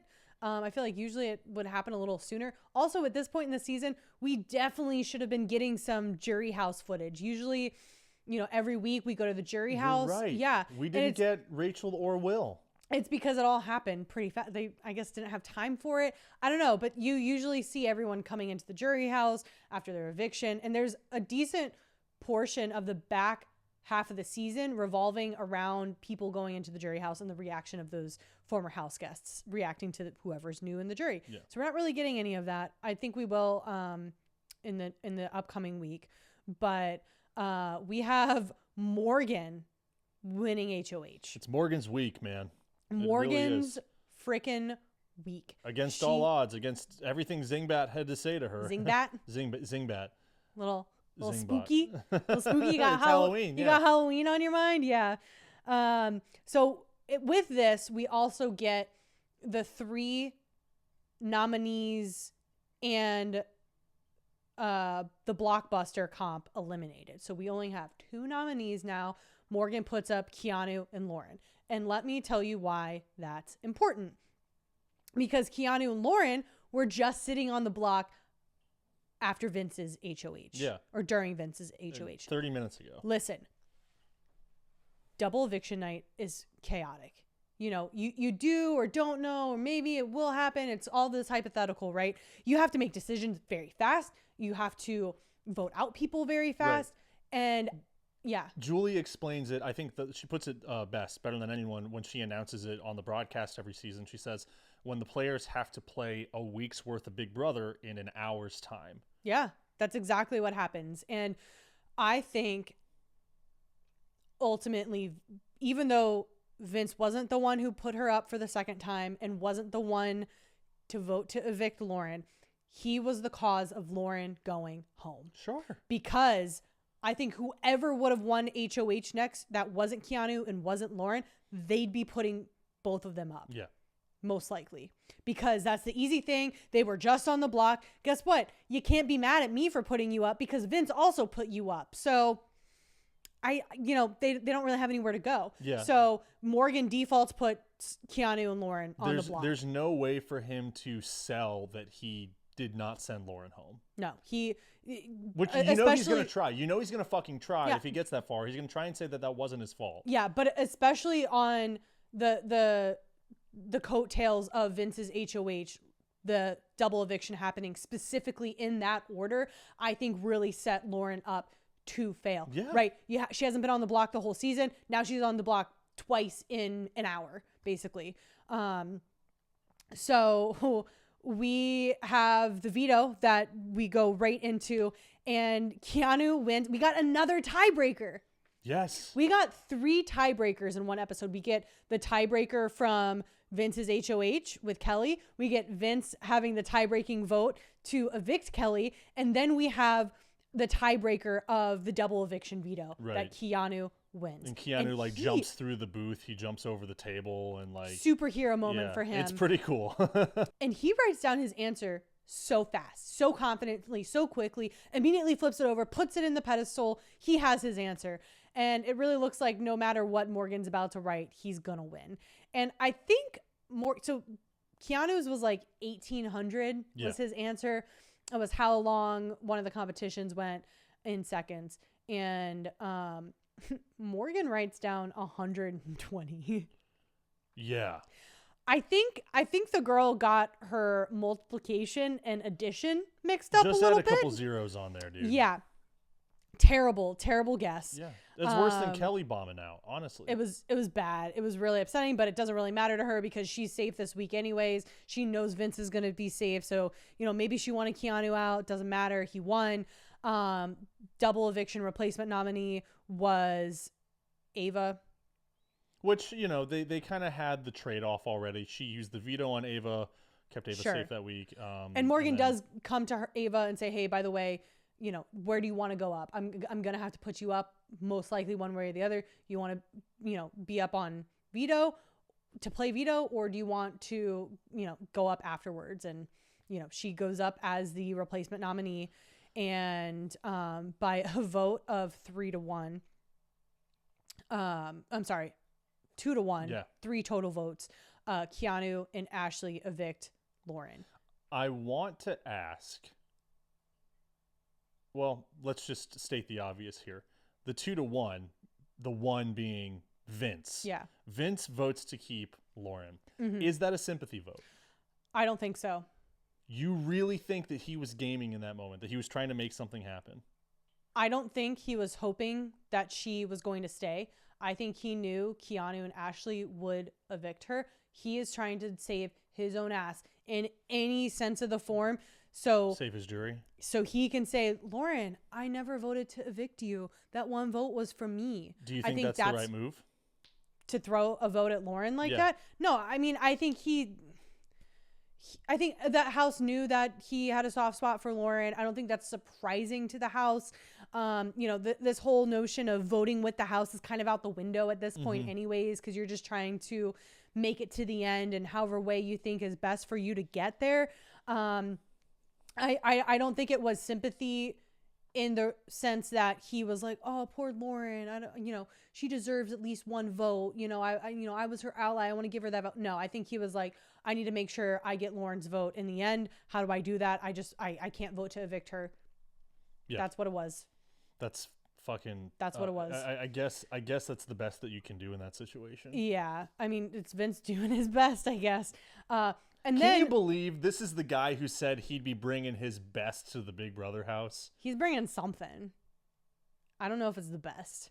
And we then proceed to get the worst post-eviction interview of the season. We get Kelley's, the gem that Kelley gave us in her post-eviction interview with Julie. And then we get Lauren. And it was just like night and day difference. And it was kind of painful to watch. The support blew the main event out of the water. Yeah.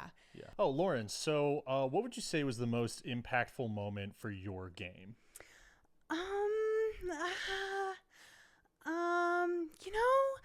don't know. Let me try a better question. Lauren, when would you pinpoint the exact moment that your final 2 with Vince collapsed? I don't know. I really don't know how, it would have gone any differently.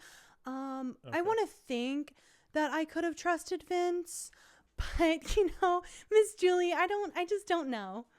Okay. Lauren, what would you say was the hardest part about playing Big Brother? Oh gosh. I really don't know. I would think that the hardest part of Big Brother is just it never stops and it's always on. Sure. Thank you, Lauren. And we'll just leave this with one last question for you, really from the audience. Of course, Miss Julie. How do you feel about Keanu pissing all over the bathroom floor?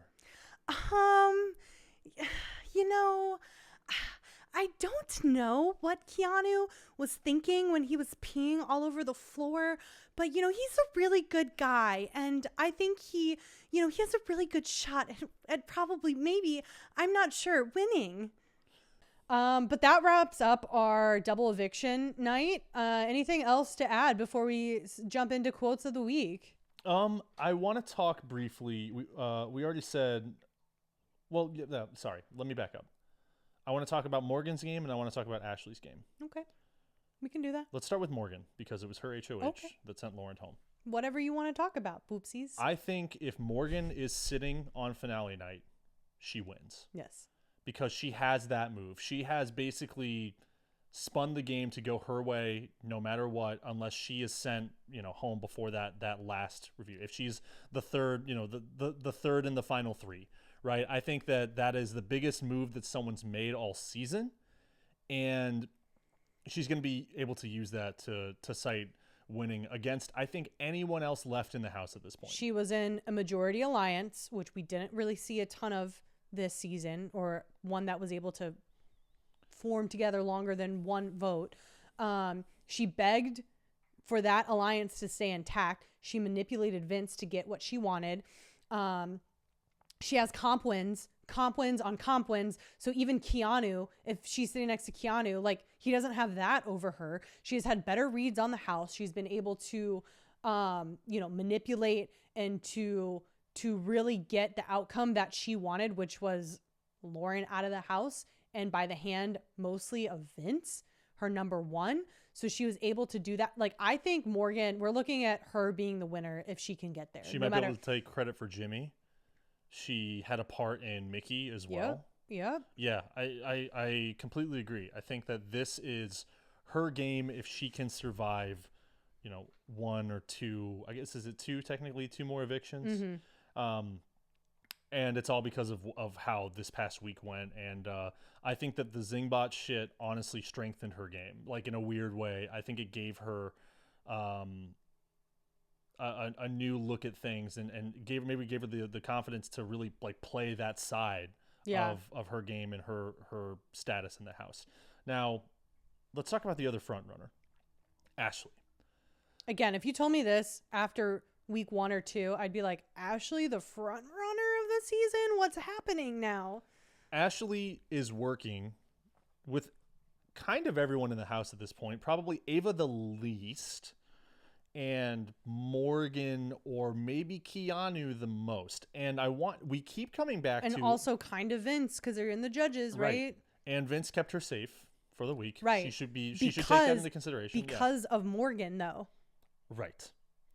So Ashley keeps cutting away, or we keep cutting away to Ashley in the DR saying, I'm working with Keanu for now. She always has a kind of a cute, like, for now moment. Mm-hmm. But if she were to make a final 2 with Keanu and ride the shield all the way to the end, when it comes time, it doesn't matter how many wins Keanu has under his belt.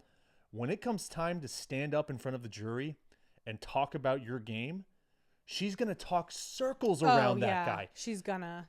Ashley, Keanu is your final 2. That's who you should lock in with. Yeah. Because that's a guaranteed win. Morgan, I think it could... Morgan, I think, has the edge because of the evictions that she's made happen.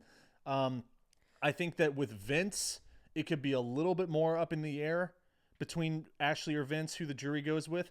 But if she goes with Keanu, that's a lock. Yeah, and I hope she realizes that she's not going to have to work as hard if she can figure it out with him. I think no matter what, if Ashley is in those chairs, no matter who she's against, she has Rachel and Will's vote. Ava? Ashley. You think if Ashley's sitting next to Ava, she has Will's vote? I think so. Really? I think so. Okay. I think Rachel's going to convince Will to vote because Ashley was in the judges' alliance. That's the whole point of the alliance, is to give each other safety in the house and to give each other votes in jury, depending on who goes there. Interesting. Okay.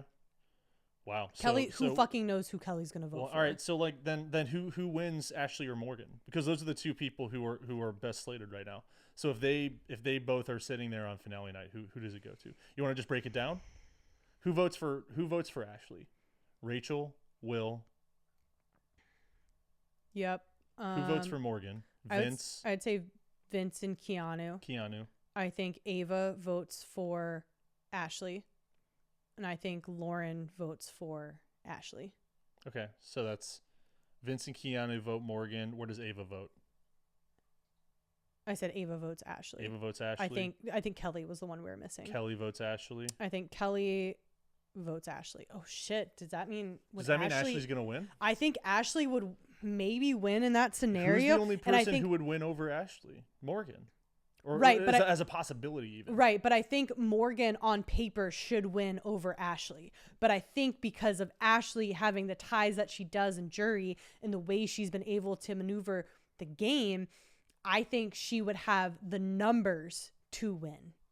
I think you're right. Against Morgan, which is I think you're right. Crazy. Yeah. Morgan, do you think Morgan is smart enough to see that? Because I think all she's doing right now is looking at Vince. No, she's just looking at Vince. She's stage 5 clinger. She's thinks just clinging on to Vince. I think she thinks that Vince is her final 2, which if it is, she'll win. Yeah, she'll win. That's a good end game to have. Sure. But she needs to move it's also going to be based around who wins HOH the next 2 times. No, I think Morgan wins against Keanu. Morgan wins against Ava. Yeah. Yeah. Morgan wins against Vince. Vince loses no matter who he's against. I agree. I don't think that he's made anyone happy. He's got everyone in the jury's mad at Vince.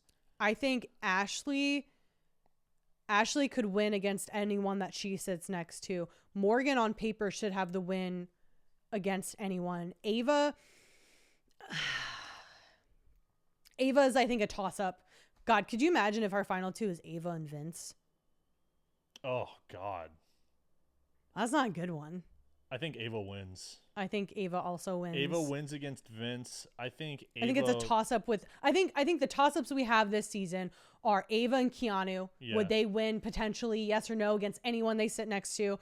I think Morgan is a little bit above them. I think she wins in most of her scenarios. I think Ashley really wins in all of her scenarios. And I think Vince loses in every single one of his scenarios. Yeah, I think you're right. Yeah, that's where I stand. That's how I'm looking at the future as we head into the finale next week. Keanu and Vince would not be very interesting, but I do feel like that could go either way if Keanu can figure out a way to sell himself. That's the thing. Do you want to see Vince try to sell his game on finale night? I kind of want to see that happen. I don't really want to see him sitting in the chair, but I would love to see how this guy gets up in front of everyone and tries to tell them why he deserves to win. Because that'll be fucking impressive. He's like, listen, guys, I'm trying to keep my girlfriend. I need the money. And that'll make her stay, maybe. Dude. I guess. But interesting last kind of few episodes that we have here. But let's get into quotes of the week. Yeah, I was really happy with Keanu roasting Vince. Yeah, there's tears, there's complaining, there's whining, and that's just Vince. Yeah, that's one that we already talked about. Another one that we talked about already was Kelley saying about Lauren to Vince and Morgan in the HOH room, and she says, "Don't leave the girl waiting." Like, okay, Kelley. And the other one we talked about earlier, classic Keanu saying, "What show are we on? Cheating Island." Oops, did I say that out loud? Pretty good. I think the oops, did I say that out loud was like a good little additive to that. We also have Morgan about Lauren to Vince saying, "I don't understand why you feel like you have to hold her hand and walk her to the block for her and sit her down and give her a blanket and a bottle and pat her back while she's drinking her milk." Yeah, it took her a while to get there, but once she did, it's like, damn, dude, what do you say to that, Vince? Yeah, that was a rough one for him. And again, just goes to show how good Morgan's manipulation tactics are. Julie's fit? No, I still have. Oh, we still have some. I'm still going. I was just readjusting here. And then we also talked about this one, Vince to Morgan saying, "I feel like you're breaking up with me in the game." Okay, buddy. And then I think this is my winner of the week. It was kind of coming off of Keanu's dig at Vince saying that the tears, complaining, whining, and that's just Vince. right? The girls of Big Brother. We are the girls of Big Brother. I didn't even say that correctly on tune. You see, you had me singing too much with Zingbot that I can't. Well, it's all gone now. The music bed that they played under that chant wasn't even in time with it. That was driving me fucking crazy. It was terrible. But at the end of it, you hear Kelley go, "That was fun, guys. I love being a girl." She's not a real person. I swear to God, she's not real. I think what has happened with Kelley, and you tell me if I'm wrong. You know, there's a whole thing. Do aliens exist? Yes. I don't know. Are aliens already on Earth? I don't know. Living among us. But I think if you've ever seen Men in Black, you have, you know, they look like humans, the little aliens in there controlling the brain. Oh, yeah. Love those guys. Kelley. There's an alien in Kelley. It's controlling her. Yeah. She is not. Yeah. She's not human. Yeah, she is. Yeah. She's being controlled by a little silly looking alien guy in there. That's awesome. What I think. Yeah. Yeah, I mean, everyone else is trying to forget about their time in the Big Brother house, much like when the Men in Black are wiping people's memories. She is just an odd duck.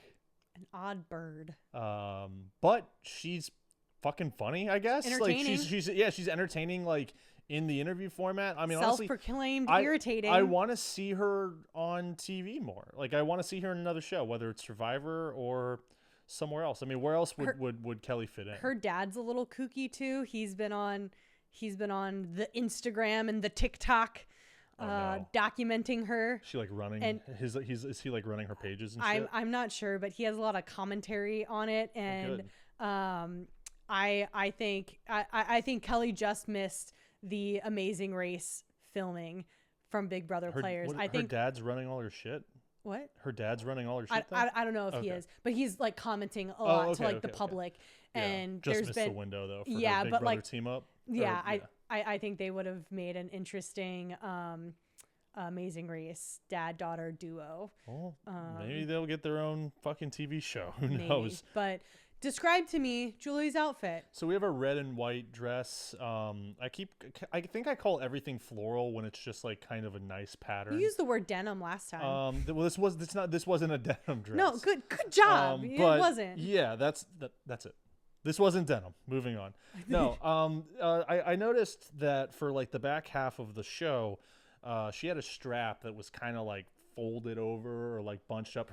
The straps weren't uneven vertically, but like they weren't the same width. Yeah, right? It looked a little like she was unbalanced, or like the dress was tailored a little too tight on like her left shoulder. And I want to make it very clear that when we're pointing out issues like this is not a problem from Julie Chen Moonves. This is not her fault. This is on wardrobe. Big Brother wardrobe needs to get their shit together and make sure that this dress is pristine before every live camera shot, because this outfit is fire. And with that, we want to plug our socials one more time. Full video episodes on YouTube. Check out our BB Comics analysis. Share that with friends. We're pretty happy about how that segment came out. Also, check us out on Instagram at Backdoors and Blindsides. Follow on Threads for live posting during the show. Don't look at me. Look at the fans. At Backdoor Podcast. They want to know. Look at them. I hate looking at the camera. I know, at Backdoor Podcast on X for live posting during the show. And I think, is that it? Yeah, that's it. That's all the channel shit that we have. We're not on TikTok yet. We'll get there eventually. I have to learn how to use TikTok before we figure that out. All right, Grandpa. But, with that, finale week is next week. It's coming up. But Backdoors and Blindsides is not going anywhere. We will be picking up with Survivor 49, which starts the very same week, as well as some sort of mini podcast on The Amazing Race. Format to be determined. But until next time, coming to you live from inside our living room, I'm Matt. And I'm Meg. We're Backdoors and Blindsides. Glove one another.